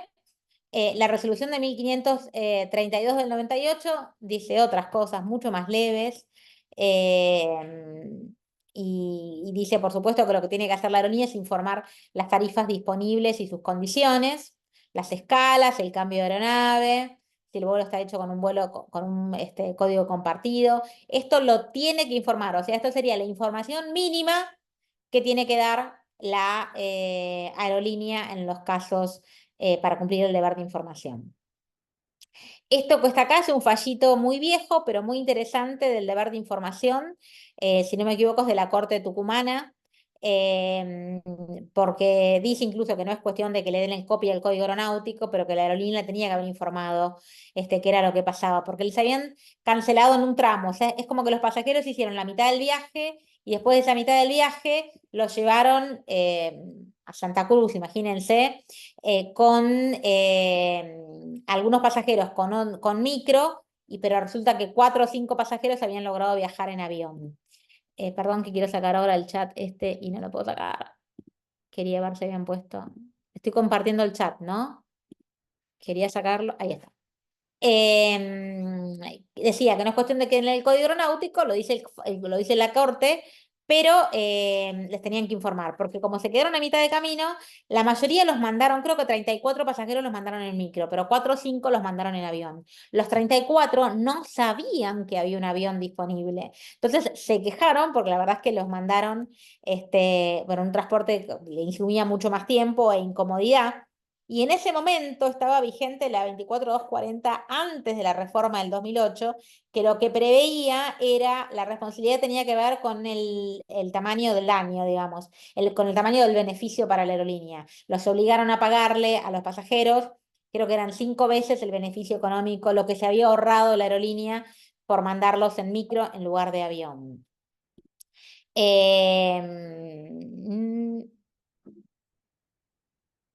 Bueno, esto es lo que le decía que tenía que ver con la cláusula de no reembolsable, que si no se la habían informado le tienen que devolver. Después un temita respecto a la síndrome de la clase turista, que esto tampoco tenemos antecedentes en Argentina. Yo no tengo ningún caso y espero sinceramente alguna jurisprudencia que no sale más, que hay pendientes de hace años en la Cámara Federal. El síndrome de la clase turista. ¿Todos saben lo que es el síndrome de la clase turista?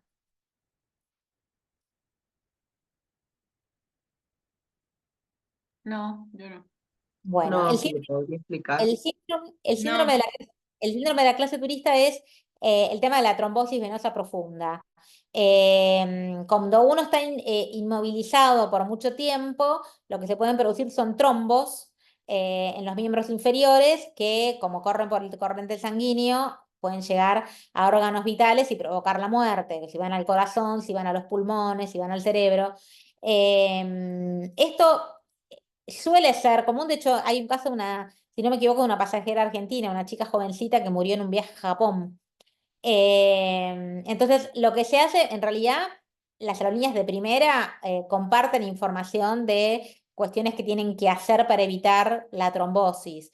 Cosas tan sencillas como, por ejemplo, girar el tobillo, el pie, hacer giros con el pie, por supuesto, pararse, no estar inmovilizado tanto tiempo. Ustedes acuérdense que, por ejemplo, la gente que está en los hospitales internada, suelen dar anticoagulantes, justamente porque como están inmovilizados, para que no se les formen trombos. Entonces, se le dice de la clase turista porque si voy en primera, obviamente voy más cómodo, pero en la turista voy como inmovilizado por mucho tiempo, en espacios estrechos, y es más común que esto se pueda producir.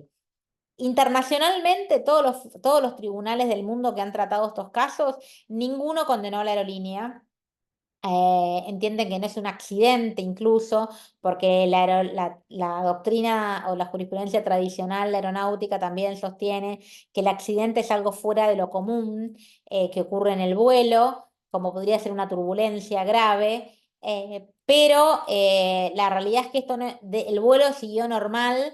De hecho, en un vuelo como este de la chica de Japón, por ejemplo, ella sola sufrió la trombosis, el resto no, porque para el resto las condiciones fueron las mismas y sin embargo no les pasa nada. Se entiende que puede haber una cuestión de antecedentes propios, médicos, etcétera. Lo cierto es que yo creo que más allá de todo ese razonamiento que tiene que ver con la característica del accidente, entiendo yo que habría una falla en el deber de información que me produce el trombo, si es que no me avisan que tengo que hacer cosas como tomar agua, girar el pie, pararme, que puedo ser más propenso si tengo determinados antecedentes, etc. A mí me parece que así como en todas las cuestiones de seguridad me dicen cómo ponerme el salvavidas, me parece que debería ser informado también algo respecto a la posibilidad de la trombosis, como para evitarla, y así sí se eximiría de responsabilidad de la aerolínea. Hasta ahora no vi nada en ese sentido, ningún trabajo siquiera al respecto, así que no sé qué es lo que va a pasar. A mí no me llegó ningún caso, por lo tanto todavía no lo he planteado, pero no dudaría en enfocar el tema del síndrome de la clase turista desde el punto de vista del defecto en el deber de información. Bueno, la prohibición de cláusulas abusivas, ya se los mencioné antes, basado en el artículo 37 de la 24240. Una de las cláusulas que pueden ser tildadas de abusivas es la cláusula no reembolsable, algo que se vio mucho en el tema de pandemia, donde muchas aerolíneas, entre ellas Gol, decía que no correspondía la devolución porque el ticket no era reembolsable, lo cual es una ridiculez al cubo, porque hubo una cancelación por fuerza mayor. No, la cláusula no reembolsable en tal caso es cuando la cancelación es unilateral por parte del pasajero. Es ridículo que si el vuelo no se llevó a cabo, encima quieran decirme que yo contraté una tarifa que no me iban a devolver el precio abonado, ¿no? Y acá esto también lo tenemos judicializado, en la cuestión de la cláusula no-show. La cláusula no-show es aquella que está prevista en la 1532, y establece a favor de la aerolínea, otra vez, que si yo tengo una reserva con distintos tramos y no vuelo alguno de esos tramos, directamente se me van a cancelar todo el resto de los tramos sin derecho siquiera de devolución. Esto tiene que ver con, a ver, la explicación de las aerolíneas es que es para que la gente no haga uso de tickets que pueden llegar a ser más baratos con algunas escalas, ¿sí? Lo que sucede es que muchas veces uno está en destino, se arrepiente de tomar un vuelo corto por X motivo y dice, voy directamente en auto, me tomo el tren, y después cuando quiero tomarme el vuelo de regreso a Argentina, encuentro con que me cancelaron el pasaje y tengo que pagar uno nuevo.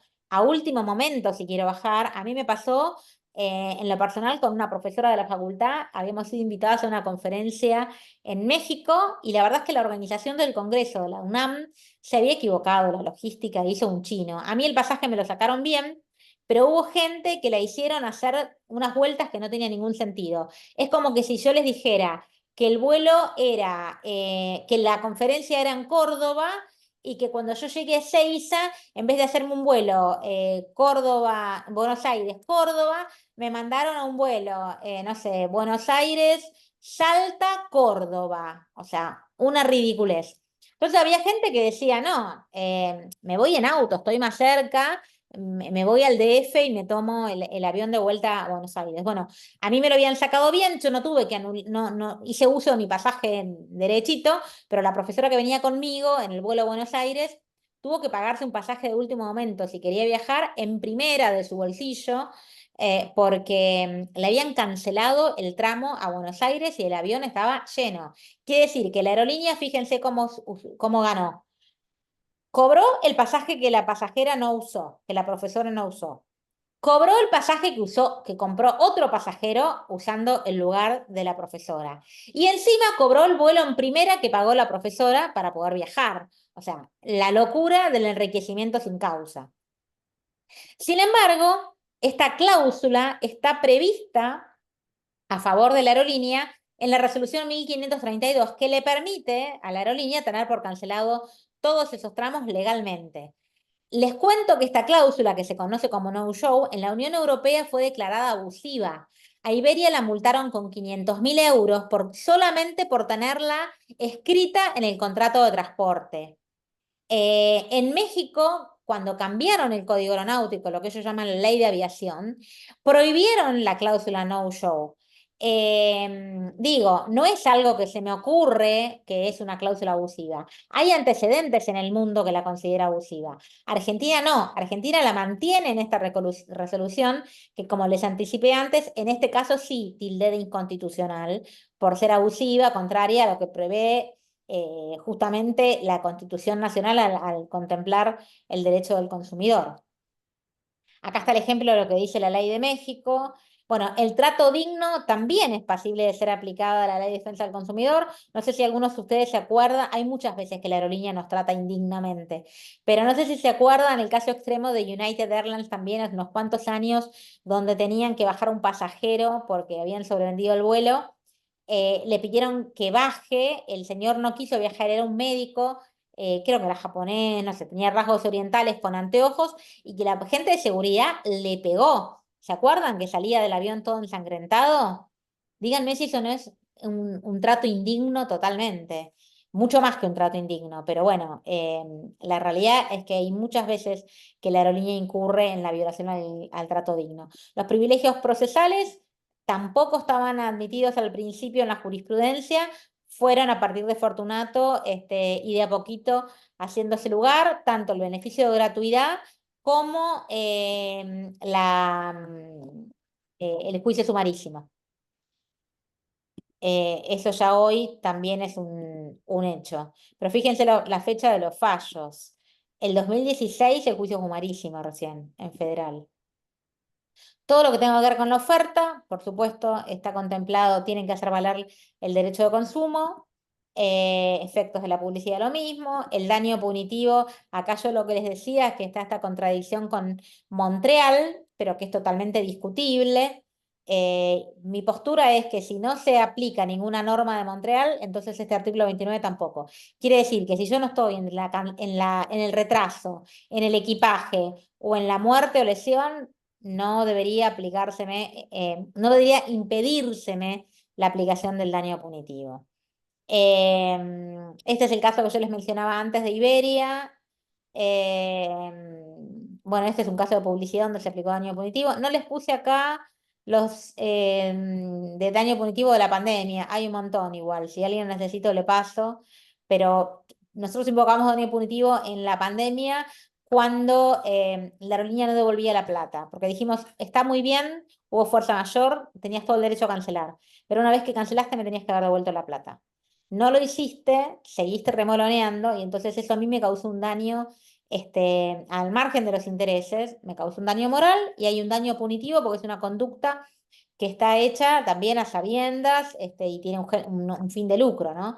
Que es mantener la guita en las arcas de la aerolínea. Todo lo que tenga que ver con los medios electrónicos, contratación a distancia, está protegido por el Código Civil y Comercial de la Nación y está protegido por la 24240. Acá hay todo un temita con el derecho al arrepentimiento, porque la verdad es que el derecho al arrepentimiento, según mi punto de vista, está legislado muy ligeramente en el código, porque no prevé las excepciones que debería prever. Honestamente, y así como le doy con un caño a la aerolínea durante casi toda la clase, también tengo que decirles que si ustedes cancelaran a último momento un pasaje haciendo valer el derecho al arrepentimiento, a la aerolínea le estarían provocando una pérdida, porque la aerolínea ya tendría lo que yo llamo frustración de venta, no puede salir a vender ese ticket, se quedó con un asiento vacío. Entonces, eso pasa en todo lo que tiene que ver con fechas, pasará con el cine, con el teatro, con el restaurante, con el vuelo, con el micro, con el hotel. De hecho, España, por ejemplo, cuando legislan el Estatuto del Consumidor, todo, no es el estatuto, es el código. Todo lo que tiene que ver con el derecho al arrepentimiento tiene una cantidad enorme de excepciones y entre ellas deja fuera todo lo que sea transporte. Todo lo que sea transporte, todo lo que sea hotelería, todo eso lo deja afuera. Esto se los comento muy brevemente, lo que tiene que ver con la rectificación del nombre en el boleto electrónico. ¿Qué sucede? Muchas veces uno se equivoca o por alguna razón hay un error en el nombre. Al tipear el nombre en el ticket está mal escrito y no puedo viajar. Porque si yo en vez de Karina Barreiro me ponen Marina Barreiro, no me dejan viajar por una letra. En el mundo, las aerolíneas tienen previsto un costo para cambiarte, a veces es por letra, a veces hasta 3 letras, te cobro $20 o lo que fuese. Sin embargo, acá en Argentina nos pasa algo rarísimo. Si queremos cambiar, lo que nos dice y compramos por agencia, lo que nos dice la agencia es que la aerolínea no le permite hacer el cambio, que lo que permite la aerolínea es hacerle la excepción de que cancele el ticket. Ellos le devuelven la plata, entonces si yo mi ticket lo pagué 100, me devuelven 100 y contrato uno nuevo con mi número correcto. Sucede que yo el ticket lo compré hace 3 meses, lo pagué 100 y ahora el nuevo me cuesta 300, ¿no? Y no me dejan hacer otra cosa. De hecho, creo que es Despegar, que para sacarse el tema de encima directamente les dice, hacer el cambio cuesta lo mismo que un ticket nuevo. Nadie lo puede hacer. Entonces, y hay gente realmente que se desespera porque entiende que no va a poder viajar. Es cierto que por una cuestión de seguridad, desde el 2001, después de las torres, las aerolíneas por una cuestión de reglamentación guiata, no pueden hacer, no pueden endosar el ticket, o sea, yo no puedo, mi pasaje, si no puedo volar, dárselo a mi amiga, a mi hija, a mi marido. No es endosable. En eso se agarra la aerolínea para decir no puedo corregir el nombre, porque estaría endosándole el ticket a otro. Mentira, te estoy dando mi mismo pasaporte, a ver, hay una equivocación. Bueno, no. Entonces, lo que hay que hacer, lamentablemente, es llegar a la instancia judicial, pedir un amparo y, por supuesto, siempre salen los amparos. Se sufre un poco, pero de esa forma queda demostrado que la aerolínea podía cambiar el nombre en el ticket, arreglarlo. Respecto al derecho del arrepentimiento, como les dije antes, me parece que no está previsto. Lo que faltó en el código es un plazo de reflexión, como hacen casi todas en todos los países. Y bueno, me están avisando que tengo que cerrar, así que vamos a dejarlo acá. Igual el PowerPoint les queda y todo esto lo pueden ver directamente, y si tienen alguna consulta, me avisan. No sé si alguien quiere decir algo terminando la clase. Muchísimas Hola, gracias, Karina. Karina.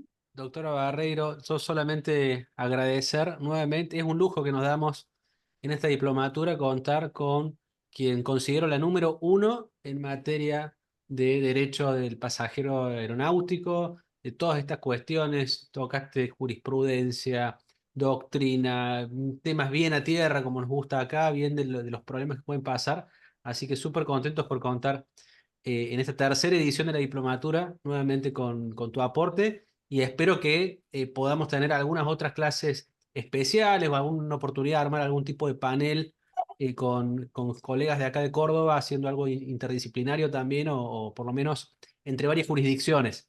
Estaría muy bueno, ya lo vamos a planificar y te vamos a invitar, y si se puede, por supuesto, Bueno, así con se mucho hará. gusto y Muchas gracias. muchas gracias por los halagos.